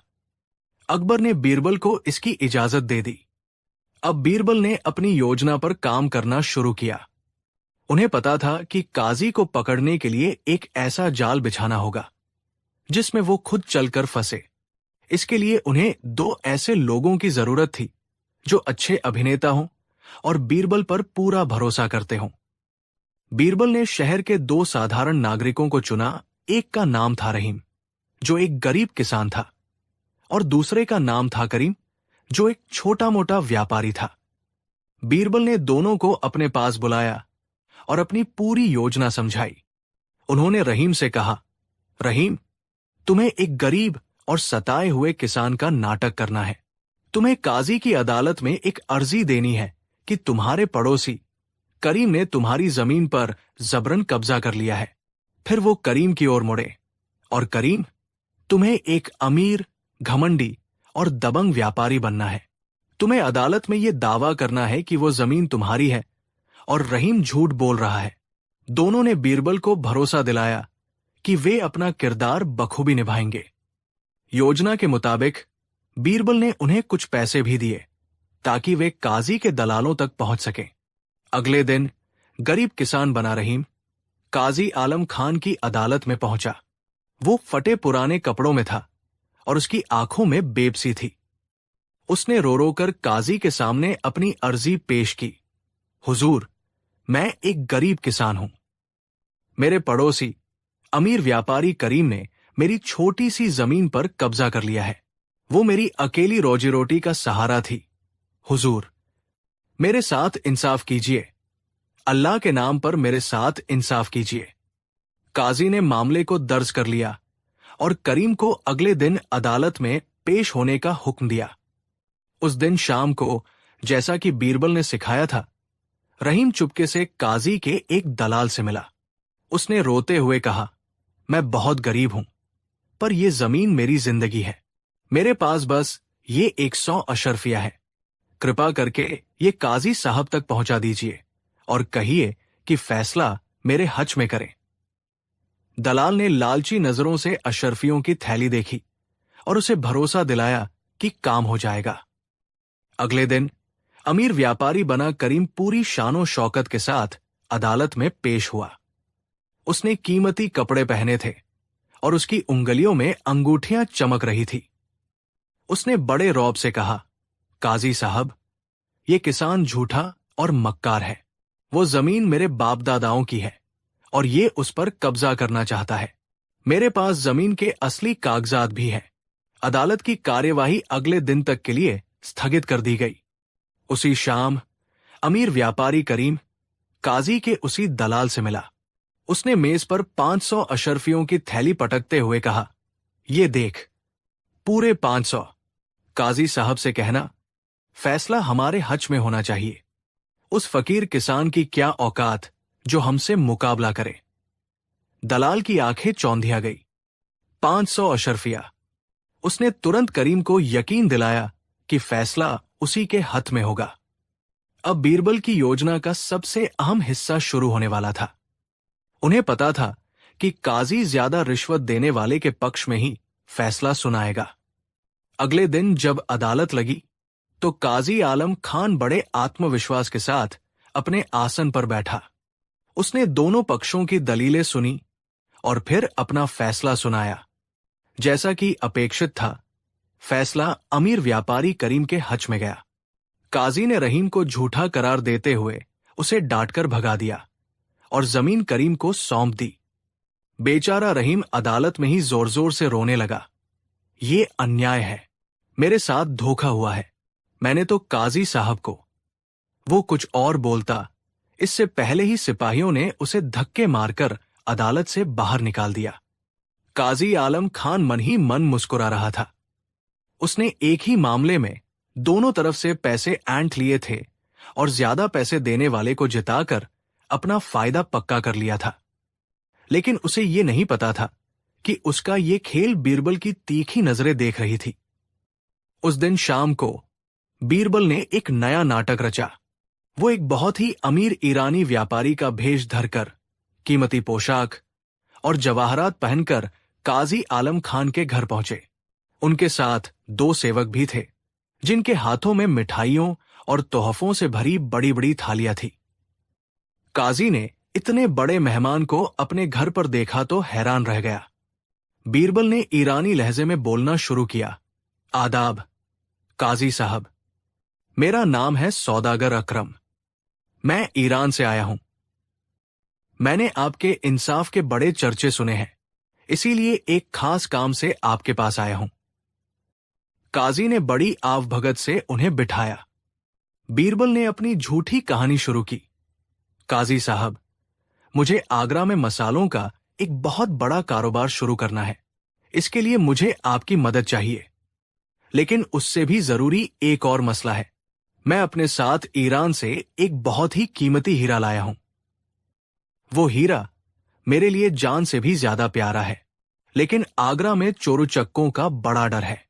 मैं चाहता हूं कि जब तक मैं यहां हूं, वो हीरा आपकी हिफाजत में रहे। आपसे ज्यादा महफूज जगह और कौन सी हो सकती है? काजी ये सुनकर खुश हो गया। उसे लगा कि ये अमीर व्यापारी उस पर बहुत भरोसा करता है। उसने कहा, आप बिल्कुल चिंता न करें सौदागर साहब, आपका हीरा यहां अल्लाह की हिफाजत में रहेगा। बीरबल ने एक बहुत ही खूबसूरत मखमली डिबिया निकाली। डिबिया खोलते ही काजी की आंखें फटी की फटी रह गई। अंदर एक बड़े आकार का दूधिया रोशनी बिखेरता हुआ पत्थर रखा था। वो इतना खूबसूरत था कि काजी उसे हीरा ही समझ बैठा, जबकि असल में वो शीशे का एक कीमती टुकड़ा था, जिसे बीरबल ने खास तौर पर तैयार करवाया था। बीरबल ने वो डिबिया काजी को देते हुए कहा, काजी साहब, बस एक बात का ध्यान रखिएगा। ये हीरा मैं उसी इंसान को वापस दूंगा जिसके सामने आज आपको दे रहा हूं। यानी जब मैं इसे लेने आऊंगा तो मेरे साथ मेरा एक साथी भी होगा जो इस बात का गवाह है। जब तक हम दोनों एक साथ आपके पास न आए, आप ये हीरा किसी को मत दीजिएगा, चाहे वो मैं अकेला ही क्यों न हूं। काजी ने शर्त मान ली और डिबिया को अपनी सबसे मजबूत तिजोरी में रख दिया। सौदागर बने बीरबल उन्हें धन्यवाद देकर चले गए। कुछ दिन बीत गए। एक दिन बीरबल अकेले उसी ईरानी सौदागर के भेष में काजी के पास पहुंचे। उनका चेहरा बहुत उतरा हुआ था। उन्होंने काजी से कहा, काजी साहब, गजब हो गया। मेरे जिस साथी के सामने मैंने आपको हीरा दिया था, उससे मेरा बहुत बड़ा झगड़ा हो गया है। वो धोखेबाज निकला। अब वो मेरा कारोबार हड़पना चाहता है। मुझे फौरन ईरान वापस लौटना होगा। कृपा करके मेरा हीरा मुझे वापस दे दीजिए। काजी को बीरबल की शर्त याद थी। उसने कहा, लेकिन सौदागर साहब, आपने तो कहा था कि आप दोनों जब साथ आएंगे तभी मैं हीरा वापस दूंगा। मैं अपनी जबान का पक्का हूं। मैं आपको अकेले ये हीरा नहीं दे सकता। बीरबल ने बहुत नाटक किया, गिड़गिड़ाए, गुस्सा दिखाया, यहां तक कि उसे 500 अशरफियों का लालच भी दिया। लेकिन काजी अपनी बात पर अड़ा रहा। वो जानता था कि अगर उसने अकेले सौदागर को हीरा दे दिया तो कल को दूसरा साथी आकर उस पर दावा ठोक सकता है और उसे असली हीरे की कीमत चुकानी पड़ सकती है। वो कोई जोखिम नहीं लेना चाहता था। आखिरकार बीरबल हार मानकर वहां से चले गए। उसके अगले ही दिन दूसरा साथी, जो बीरबल का ही एक सेवक था, काजी के पास पहुंचा। उसने भी वही कहानी सुनाई। काजी साहब, सौदागर अकरम एक नंबर का धोखेबाज है। उसने मुझे कारोबार में धोखा दिया है। वो हीरा असल में मेरा है। कृपा करके वो मुझे दे दीजिए ताकि मैं उसे लेकर अपने वतन लौट सकूं। काजी ने उसे भी वही जवाब दिया, जब तक तुम दोनों साथ नहीं आओगे मैं हीरा किसी को नहीं दूंगा। यही हमारा सौदा था। अब बीरबल की योजना का अंतिम चरण आया। अगले दिन वो ईरानी सौदागर और उसका साथी दोनों काजी की अदालत में एक दूसरे पर इल्जाम लगाते हुए पहुंचे। दोनों ही उस हीरे पर अपना हक जता रहे थे। उन्होंने काजी से कहा, काजी साहब, हम दोनों में से कोई भी पीछे हटने को तैयार नहीं है। आप ही हमारे न्यायाधीश हैं। आप फैसला कीजिए कि ये हीरा किसका है। काजी आलम खान अब बुरी तरह फंस गया। उसे समझ नहीं आ रहा था कि वो क्या करे। वो जिसे भी हीरा देता दूसरा उस पर केस कर देता। वो मन ही मन पछता रहा था कि उसने ये अमानत अपने पास रखी ही क्यों। तभी सौदागर बने बीरबल ने काजी के कान में धीरे से कहा, काजी साहब, आप चिंता न करें। एक रास्ता है। ये मामला बहुत पेचीदा है। इसे सुलझाने में बहुत दिमाग लगेगा। इस दिमागी मेहनत के लिए मैं आपको 1000 अशर्फिया देने को तैयार हूं। बस फैसला मेरे हज में सुना दीजिए। ये सुनकर काजी के मन में लालच फिर से जाग उठा। 1000 अशर्फिया। तभी दूसरा साथी भी काजी के पास पहुंचा और उसके कान में बोला, काजी साहब, उस झूठे की बातों में मत आइएगा। मैं आपको 2000 अशर्फिया दूंगा। फैसला मेरे हज में कीजिए। 2000 अशर्फिया। काजी का दिमाग घूम गया। उसने मन बना लिया, हमेशा की तरह जो ज्यादा रिश्वत देगा फैसला उसी के हज में होगा। वो अपनी कुर्सी पर तन कर बैठा और अपना फैसला सुनाने ही वाला था। तभी ईरानी सौदागर बने बीरबल अपनी जगह से खड़े हुए और अपनी नकली दाढ़ी और पगड़ी उतार दी। ठहरो, काजी। दरबार में मौजूद हर व्यक्ति बीरबल को उनके असली रूप में देखकर सन्न रह गया। काजी आलम खान के तो जैसे पैरों तले जमीन ही खिसक गई। उसका चेहरा हवाइयां उड़ने लगा। बीरबल ने बादशाह अकबर को इशारा किया, जो पर्दे के पीछे छिपकर ये सारा नाटक देख रहे थे। बादशाह अपने पूरे शाही रौब के साथ सामने आए। बीरबल ने गरजती हुई आवाज में कहा, तो ये है आगरा के सबसे बड़े न्यायाधीश का असली चेहरा। ये है इनका इंसाफ, जो दौलत की बोली पर बिकता है। आज ये पूरे दरबार के सामने रंगे हाथों पकड़े गए हैं। बीरबल ने रहीम और करीम वाले मामले का भी जिक्र किया और बताया कि कैसे काजी ने 100 अशर्फियों के बदले 500 अशर्फियों को चुना। और आज भी बीरबल ने कहा, ये काजी 1000 अशर्फियों के लालच को छोड़कर 2000 अशर्फियों वाले के हक में फैसला सुनाने जा रहा था। क्यों काजी साहब, क्या हम गलत कह रहे हैं? काजी आलम खान के पास अब कहने के लिए कुछ नहीं बचा था। वो बादशाह के पैरों में गिरकर गिड़गिड़ाने लगा। लेकिन इस बार उसकी कोई चाल काम नहीं आई। उसके खिलाफ सारे सबूत मौजूद थे। बादशाह अकबर ने गुस्से में कहा, तुमने न्याय के पद को कलंकित किया है। तुम्हें ऐसी सजा मिलेगी जो आने वाली पीढ़ियों के लिए एक मिसाल बनेगी। काजी आलम खान को उसके पद से बर्खास्त कर दिया गया। उसकी सारी संपत्ति जब्त कर ली गई और उसे जिंदगी भर के लिए काल कोठरी में डाल दिया गया। गरीब किसान रहीम को उसकी जमीन वापस मिल गई। बीरबल की इस अनोखी योजना ने एक बार फिर साबित कर दिया कि बुद्धि के सामने बड़े से बड़े अपराधी को भी घुटने टेकने पड़ते हैं। उन्होंने न्याय के मंदिर को साफ कर दिया था और लोगों का इंसाफ पर भरोसा फिर से कायम कर दिया था। कहानी 7। ये उन दिनों की बात है जब शहंशाह अकबर का दरबार अपनी पूरी शान पर था। हर तरफ अमन और खुशहाली थी। बीरबल की बुद्धिमानी की वजह से सल्तनत की बड़ी बड़ी मुश्किलें चुटकियों में हल हो जाती थी और शहंशाह का उन पर विश्वास दिन ब दिन बढ़ता जा रहा था। बीरबल का बढ़ता हुआ कद और सम्मान दरबार में मौजूद कई दूसरे मंत्रियों और सलाहकारों की आंखों में कांटे की तरह चुभता था। इन्हीं जलने वालों में से एक था मीर कासिम। मीर कासिम एक चतुर और वाकपटू दरबारी था। उसकी बातों में शहद जैसी मिठास थी, लेकिन दिल में जहर भरा हुआ था। उसे लगता था कि वो बीरबल से कहीं ज्यादा काबिल है, लेकिन शहंशाह उसे वो तवज्जो नहीं देते जिसका वो हकदार है। वो हर रोज बीरबल को नीचा दिखाने का कोई न कोई मौका ढूंढता रहता था। वो जानता था कि बीरबल को तर्क और बुद्धि में हराना नामुमकिन है, इसलिए उसने एक ऐसा रास्ता चुना जहां तर्क काम ही न करे, यानी एक अविश्वसनीय कहानी का रास्ता। वो शहंशाह अकबर की एक कमजोरी को अच्छी तरह जानता था।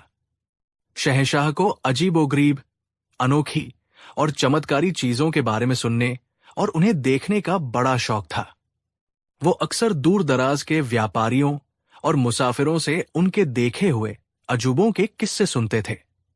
मीर कासिम ने फैसला किया कि वो शहंशाह की इसी कमजोरी का फायदा उठाकर एक ऐसा झूठ गढ़ेगा जिसे सुनकर सब दंग रह जाए और बीरबल की बुद्धिमानी फीकी पड़ जाए। एक शाम दरबार में महफिल जमी थी। सब अपने अपने किस्से सुना रहे थे। शहंशाह भी बड़े अच्छे मूड में थे। तभी मीर कासिम अपनी जगह से उठा, शहंशाह को सलाम किया और बड़ी रहस्यमयी आवाज में बोला, जहांपना, कुछ महीने पहले आपने मुझे कुछ व्यापारिक काम से हिमालय की तराई में भेजा था। वहां मेरे साथ एक ऐसी घटना घटी जिसे आज तक मैंने अपने सीने में दफन रखा है। दरबार में एकदम सन्नाटा छा गया। शहंशाह अकबर की आंखों में उत्सुकता जाग उठी। उन्होंने कहा, मीर कासिम, ऐसी क्या बात है? हमें भी तो बताओ। मीर कासिम ने एक गहरी सांस ली, जैसे वो कोई बहुत बड़ा राज खोलने जा रहा हो। उसने कहानी सुनानी शुरू की। जहांपना, जब मैं अपना काम खत्म करके लौट रहा था तो एक रात बर्फीले तूफान में मैं अपना रास्ता भटक गया। मैं एक अनजान घाटी में पहुंच गया जहां मीलों तक कोई इंसान नहीं था। वहां मुझे एक गुफा दिखी जिसमें एक तेजस्वी साधु तपस्या में लीन थे। उनकी जटाएं जमीन को छू रही थी और उनके चेहरे पर सूर्य जैसा तेज था।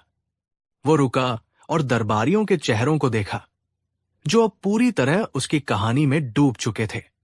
उसने आगे कहा, मैंने कई दिनों तक उस साधु की सेवा की।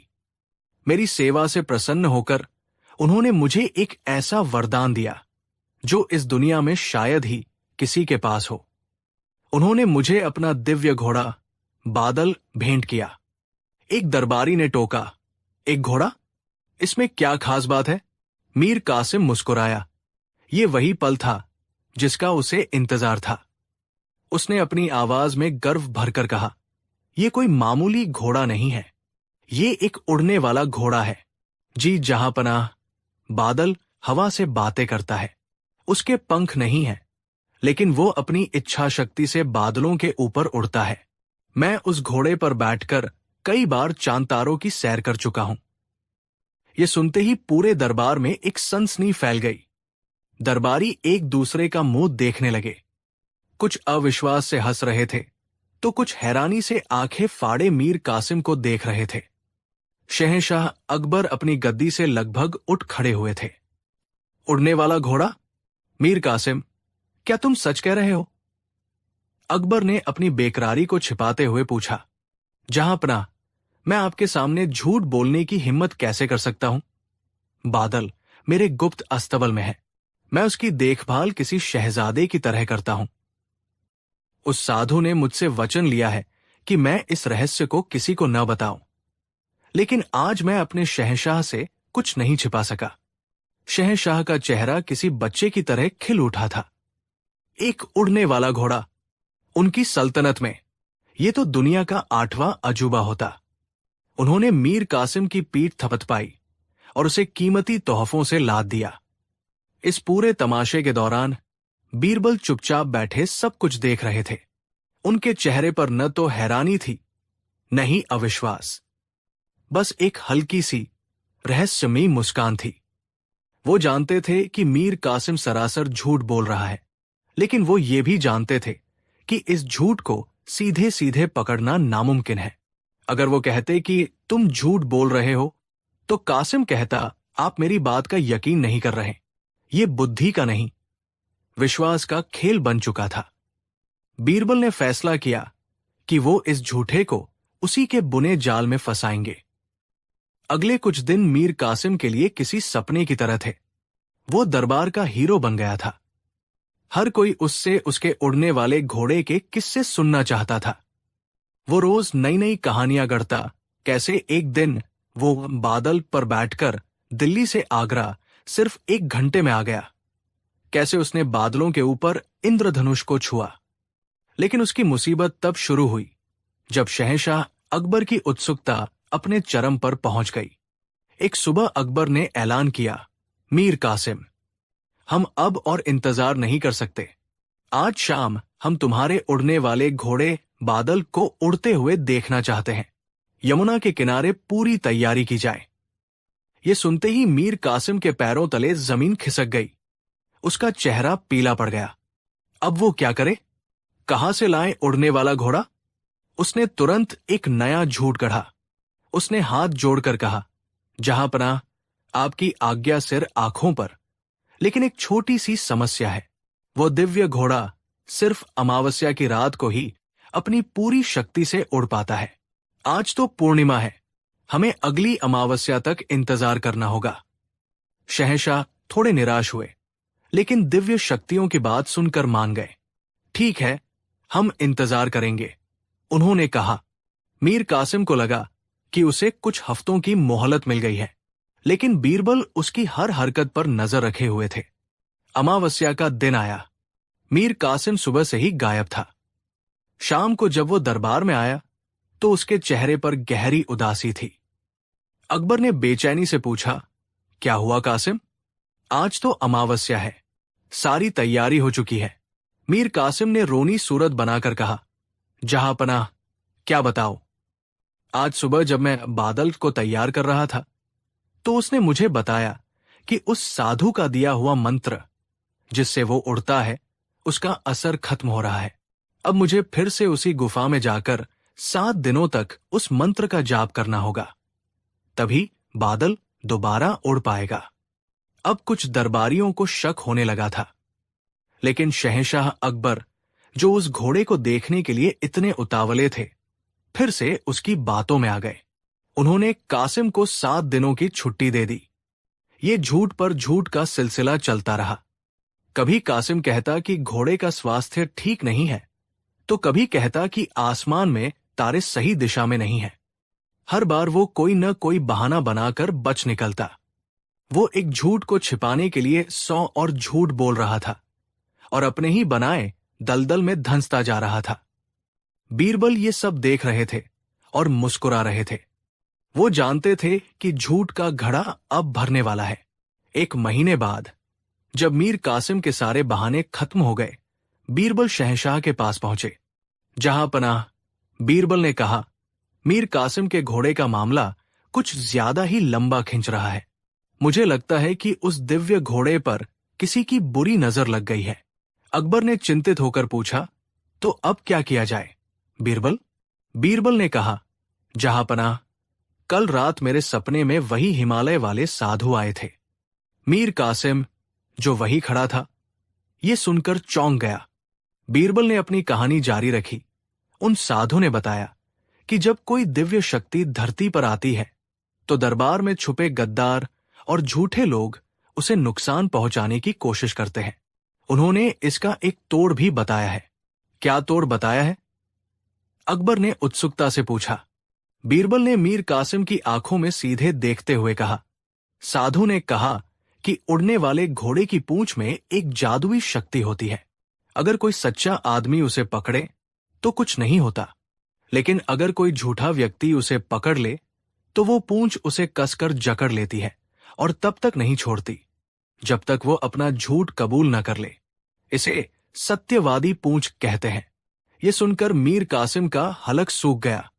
ये कैसी नई मुसीबत आ गई थी? बीरबल ने आगे कहा, जहांपनाह, हमें दरबार में मौजूद सभी लोगों की परीक्षा लेनी चाहिए। मीर कासिम अपने घोड़े को लेकर आए। हम सब एक एक करके उसकी पूंछ पकड़ेंगे। जो भी झूठा या गद्दार होगा वो पकड़ा जाएगा। इससे दूध का दूध और पानी का पानी हो जाएगा और आपके घोड़े पर लगी बुरी नजर भी उतर जाएगी। ये एक ऐसा प्रस्ताव था जिसे शहंशाह अकबर मना ही नहीं कर सकते थे। ये तो एक तीर से दो शिकार करने जैसा था। उन्होंने तुरंत आदेश दिया, कमाल का विचार है बीरबल। मीर कासिम, कल सुबह तुम अपने घोड़े बादल को लेकर दरबार के पिछवाड़े वाले मैदान में हाजिर हो। कल दरबार वही लगेगा और हर कोई उस घोड़े की पूंछ को छुएगा। अब मीर कासिम के पास कोई रास्ता नहीं बचा था। वो बुरी तरह फंस चुका था। अगर वो घोड़ा नहीं लाता तो उसका झूठ पकड़ा जाता, और घोड़ा लाता भी तो कहां से। अगली सुबह पूरे दरबार में एक अजीब सा माहौल था। सभी दरबारी मैदान में इकट्ठा थे। शहंशाह अकबर अपने सिंहासन पर विराजमान थे। सबकी नजरें मीर कासिम का इंतजार कर रही थी। थोड़ी देर बाद एक बड़ा सा तंबू लगाया गया। बीरबल ने घोषणा की, जहां पनाह, मीर कासिम का कहना है कि उसका घोड़ा दिव्य है और वो आम लोगों को देखकर बिदक सकता है। इसलिए घोड़े को इस तंबू के अंदर रखा गया है, जहां घना अंधेरा है। घोड़े की पूंछ तंबू के बाहर एक छोटे से छेद से लटका दी गई है। हम सब एक एक करके अंदर जाएंगे, अंधेरे में पूंछ को छुएंगे और बाहर आ जाएंगे। मीर कासिम ने राहत की सांस ली। उसे लगा कि अंधेरे की वजह से बीरबल की चाल कामयाब नहीं होगी। असल में यह बीरबल की ही योजना थी। उन्होंने रात में ही एक साधारण घोड़े को उस तंबू में बंधवा दिया था और उसकी पूंछ को कालिख और तेल के मिश्रण में डुबो दिया था। परीक्षा शुरू हुई। एक एक करके सभी दरबारी तंबू के अंदर जाते और बाहर आ जाते। जो भी सच्चा था उसे झूठ का कोई डर नहीं था। वो अंदर जाता, घोड़े की पूंछ को छूता और बाहर आ जाता। जब वो बाहर आता तो बीरबल उससे हाथ मिलाने के लिए अपना हाथ आगे बढ़ाते। हर सच्चे दरबारी के हाथ पर कालिक का निशान लग जाता, जिसे देखकर बीरबल मुस्कुरा देते। अब बारी आई मीर कासिम की। उसका दिल जोर जोर से धड़क रहा था। वो जानता था कि घोड़ा नकली है, लेकिन उसे सत्यवादी पूंछ का डर सता रहा था। उसे लगा कि अगर उसने पूंछ को छुआ तो वो उसे पकड़ लेगी और उसका राज खुल जाएगा। वो डरते डरते तंबू के अंदर गया। अंधेरे में उसे कुछ दिखाई नहीं दिया। उसने सोचा, अगर मैं पूंछ को छू ही नहीं और ऐसे ही बाहर चला जाऊं तो किसी को क्या पता चलेगा। यही सोचकर वो बिना पूंछ को छुए तंबू से बाहर आ गया। उसके चेहरे पर एक विजयी मुस्कान थी। उसे लगा कि उसने बीरबल को भी चकमा दे दिया। जैसे ही वो बाहर आया, बीरबल ने अपना हाथ आगे बढ़ाया और कहा, मुबारक हो मीर कासिम, तुम भी इस परीक्षा में पास हो गए। जरा अपना हाथ तो दिखाओ। मीर कासिम ने गर्व से अपना हाथ आगे कर दिया। उसका हाथ बिल्कुल साफ था। बीरबल जोर से हंसे और शहंशाह की ओर मुड़कर बोले, जहां पनाह, चोर पकड़ा गया। दरबार में सिर्फ एक ही झूठा है और वो है मीर कासिम। अकबर ने हैरानी से पूछा, लेकिन कैसे बीरबल? इसका हाथ तो साफ है। बीरबल ने समझाया, जहां पनाह, तंबू में कोई जादुई घोड़ा नहीं, बल्कि एक साधारण घोड़ा है जिसकी पूंछ पर मैंने कालिख लगवा दी थी। हर सच्चे दरबारी को अपने झूठ न बोलने का यकीन था, इसलिए वे अंदर गए और निडर होकर पूंछ को छुआ। इसीलिए उन सबके हाथों पर कालिक का निशान है। लेकिन मीर कासिम, ये अपने ही झूठ से इतना डरा हुआ था कि इसने पकड़े जाने के डर से पूंछ को हाथ ही नहीं लगाया। इसके साफ हाथ ही इसके झूठे होने का सबसे बड़ा सबूत है। ये सुनते ही मीर कासिम का चेहरा सफेद पड़ गया। उसका सारा खेल खत्म हो चुका था। वो शहंशाह के कदमों में गिर पड़ा और रो रो कर अपना सारा झूठ कबूल कर लिया। शहंशाह अकबर मीर कासिम की इस हरकत पर बहुत क्रोधित हुए, लेकिन उन्हें बीरबल की बुद्धिमानी पर गर्व भी हुआ। उन्होंने मीर कासिम को दरबार से निकाल दिया और बीरबल को इनाम दिया।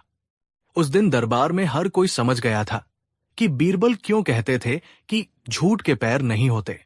झूठ आपको थोड़ी देर के लिए हवा में उड़ा सकता है, आपको दूसरों से ऊंचा दिखा सकता है, लेकिन अंत में जमीन पर खड़े रहने के लिए आपको सच्चाई के पैरों की ही जरूरत पड़ती है। एक झूठ को बचाने के लिए 1000 झूठ बोलने पड़ते हैं, और फिर भी अंत में सच सामने आ ही जाता है। दोस्तों, ये कहानी हमें सिखाती है कि सच्चाई का रास्ता भले ही मुश्किल हो, लेकिन मंजिल हमेशा खूबसूरत होती है, जबकि झूठ का रास्ता भले ही आसान लगे, लेकिन उसका अंत हमेशा शर्मिंदगी और पतन में होता है। कहानी 8। आज हम आपको सुनाएंगे शहंशाह अकबर के दरबार की एक ऐसी ही कहानी। ये कहानी है एक ऐसे दरबारी की जिसे अपनी अमीरी और शानो शौकत पर इतना गुमान था कि वो इंसानों को इंसान ही नहीं समझता था। ये कहानी है उसके अहंकार की और बीरबल की उस अनोखी तरकीब की, जिसने बिना एक शब्द कहे उस घमंडी दरबारी का सिर हमेशा के लिए झुका दिया। ये कहानी है घमंड का सिर नीचा की। शहंशाह अकबर के दरबार में वैसे तो एक से बढ़कर एक ज्ञानी और गुणी लोग थे, लेकिन एक दरबारी था जिसका नाम था हकीम जलालुद्दीन। नाम का ही हकीम था, असल में वो आगरा का सबसे बड़ा जमींदार और व्यापारी था। उसके पास बेहिसाब दौलत थी, सोने चांदी और हीरे मोतियों की कोई कमी नहीं थी। उसके महल जैसे घर में सैकड़ों नौकर चाकर काम करते थे। उसे अपनी इसी अमीरी पर बहुत घमंड था। दरबार में वो हमेशा सबसे कीमती रेशमी लिबास और जवाहरात पहन कर आता। उसकी पगड़ी पर लगा हीरा सूरज की रोशनी में ऐसे चमकता कि देखने वालों की आंखें चौंधिया जाती। वो जब चलता तो उसके पीछे पीछे इत्र की महंगी खुशबू का बादल चलता था। उसे इस बात का बड़ा अहंकार था कि बादशाह के बाद दरबार में सबसे ज्यादा अमीर वही है। वो अक्सर दूसरे दरबारियों को नीचा दिखाता, खासकर उन लोगों को जो विद्वान तो थे पर अमीर नहीं थे। बीरबल उसकी आंखों में सबसे ज्यादा खटकते थे। बीरबल न तो बहुत अमीर थे और न ही बहुत आलीशान कपड़े पहनते थे। वो अपनी सादगी और बुद्धिमानी के लिए जाने जाते थे। बादशाह अकबर बीरबल को सबसे ज्यादा मान सम्मान देते थे, और यही बात हकीम जलालुद्दीन को जहर की तरह लगती थी। वो हमेशा मौके की तलाश में रहता कि कैसे बीरबल को नीचा दिखाए और बादशाह की नजरों में खुद को बड़ा साबित करे। एक दिन दरबार में किसी बात पर चर्चा चल रही थी। बीरबल ने अपनी चतुराई से एक बड़ी ही उलझी हुई समस्या को चुटकियों में सुलझा दिया। बादशाह अकबर बीरबल की हाजिर जवाबी से इतने प्रसन्न हुए कि उन्होंने अपने गले से मोतियों की एक कीमती माला उतारकर बीरबल को इनाम में दे दी। पूरा दरबार वाह वाह कर उठा, लेकिन हकीम जलालुद्दीन का चेहरा ईर्ष्या से काला पड़ गया। उससे ये बर्दाश्त नहीं हुआ। वो अपनी जगह से खड़ा हुआ और तंज कसते हुए बोला, जहां पनाह, आपने बीरबल को इनाम देकर बहुत अच्छा किया। आखिर ये बेचारे गरीब लोग हैं। ऐसी छोटी मोटी चीजों से ही इनका दिल बहल जाता है। उसने अपनी उंगली में पहनी हीरे की एक बड़ी अंगूठी दिखाते हुए कहा, हम जैसे अमीरों के लिए तो ऐसी मालाएं पैरों की धूल के बराबर है। हमारे घर में तो नौकर चाकर भी इससे कीमती मालाएं पहनते हैं। असली हैसियत तो दौलत से बनती है, जहां पनाह, खाली बातों से नहीं। ये सुनकर पूरे दरबार में सन्नाटा छा गया। ये बीरबल का सीधा सीधा अपमान था। बीरबल चाहते तो अपनी वाक्पटुता से उसे वही चुप करा सकते थे, लेकिन उन्होंने ऐसा नहीं किया। वो बस मुस्कुराए और चुप रहे। वो जानते थे कि लोहे को लोहा ही काटता है और घमंड को तोड़ने के लिए हथौड़े की नहीं, बल्कि एक ऐसी चोट की जरूरत होती है जो सीधी आत्मा पर लगे। बादशाह अकबर को हकीम जलालुद्दीन की ये बात बहुत बुरी लगी, लेकिन वो भी चुप रहे। वो देखना चाहते थे कि बीरबल इस अपमान का बदला कैसे लेते हैं। उस दिन के बाद हकीम जलालुद्दीन का अहंकार और भी बढ़ गया। वो हर मौके पर बीरबल को उनकी गरीबी का ताना मारने लगा। कभी उनके साधारण कपड़ों का मजाक उड़ाता, तो कभी उनके छोटे से घर का। बीरबल हर बार उसकी बातों को हंसकर टाल देते, जैसे उन्हें कोई फर्क ही न पड़ता हो। एक दिन हकीम जलालुद्दीन ने अपने घर पर एक बहुत बड़ी दावत रखी। उसने आगरा के सभी बड़े बड़े अमीरों, व्यापारियों और दरबारियों को बुलाया। बादशाह अकबर को भी विशेष निमंत्रण दिया गया। उसने बीरबल को भी न्योता भेजा, लेकिन उसके पीछे उसका मकसद बीरबल को अपनी शान शौकत दिखाकर और नीचा महसूस कराना था। दावत की रात हकीम जलालुद्दीन का महल दुल्हन की तरह सजाया गया था। हजारों दियों की रोशनी से रात में दिन जैसा उजाला हो रहा था। मेहमानों के स्वागत के लिए दरवाजे पर सोने चांदी के बर्तन में केवड़ा और गुलाब जल रखा गया था। अंदर मखमल के कालीन बिछे थे और हवा कीमती इत्रों की खुशबू से महक रही थी। एक से बढ़कर एक अमीर मेहमान अपनी पूरी शानो शौकत के साथ आए। हर कोई दूसरे से ज्यादा कीमती कपड़े और गहने पहनकर अपनी अमीरी का प्रदर्शन कर रहा था। हकीम जलालुद्दीन खुद बादशाहों की तरह सजादजा मेहमानों का स्वागत कर रहा था। जब बीरबल उस दावत में पहुंचे तो उन्होंने रोज की तरह अपने वही साधारण पर साफ सुथरे कपड़े पहने हुए थे। जैसे ही उन्होंने महल में कदम रखा, हकीम जलालुद्दीन ने उन्हें देख लिया। वो अपने अमीर दोस्तों के साथ खड़ा था। उसने जोर से हंसते हुए अपने दोस्तों से कहा, देखो देखो, मैंने कहा था ना। लगता है बीरबल सीधे दरबार से ही यहां चले आए हैं। बेचारे के पास शायद दावत में पहनने के लिए दूसरे कपड़े ही नहीं हैं। उसके दोस्त भी जोर जोर से हंसने लगे। बीरबल ने उनकी बातें सुनी, पर वो बिना कोई प्रतिक्रिया दिए चुपचाप आगे बढ़ गए। लेकिन हकीम जलालुद्दीन इतने पर ही नहीं रुका। जब बीरबल उसके पास से गुजरे तो उसने उन्हें रोक लिया। अरे बीरबल, कहाँ जा रहे हो? इधर आओ, तुम हमारे खास मेहमान हो। तुम्हारी जगह तो इन अमीरों के बीच नहीं, बल्कि वहां है। उसने उंगली से उस कोने की ओर इशारा किया जहां शहर के गरीब और भिखारी दावत के बाद बचे खुचे खाने के लिए इंतजार कर रहे थे। यह बहुत बड़ा अपमान था। वहां मौजूद सभी मेहमान बीरबल की ओर देखकर मुस्कुराने लगे।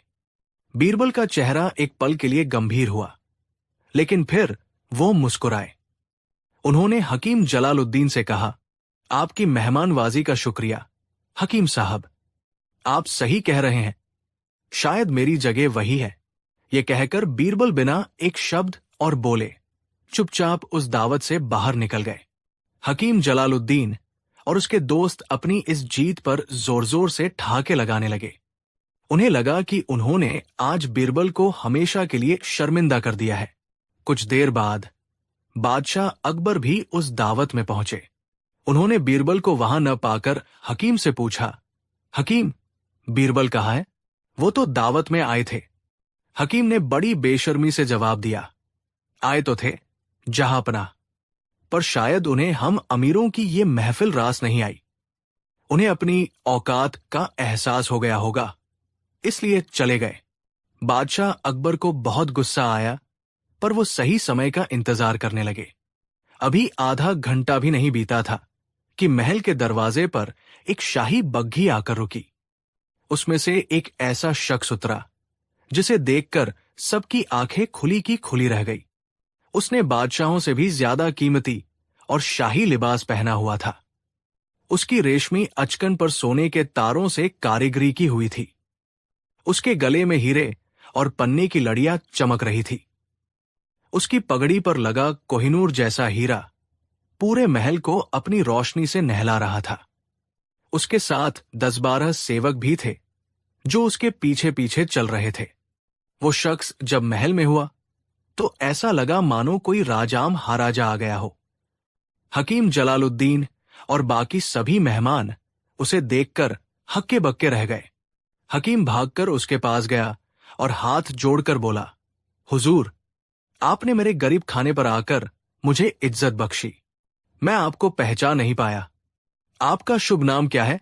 उस शाही शख्स ने हकीम की तरफ देखा भी नहीं। उसने अपने एक सेवक को इशारा किया।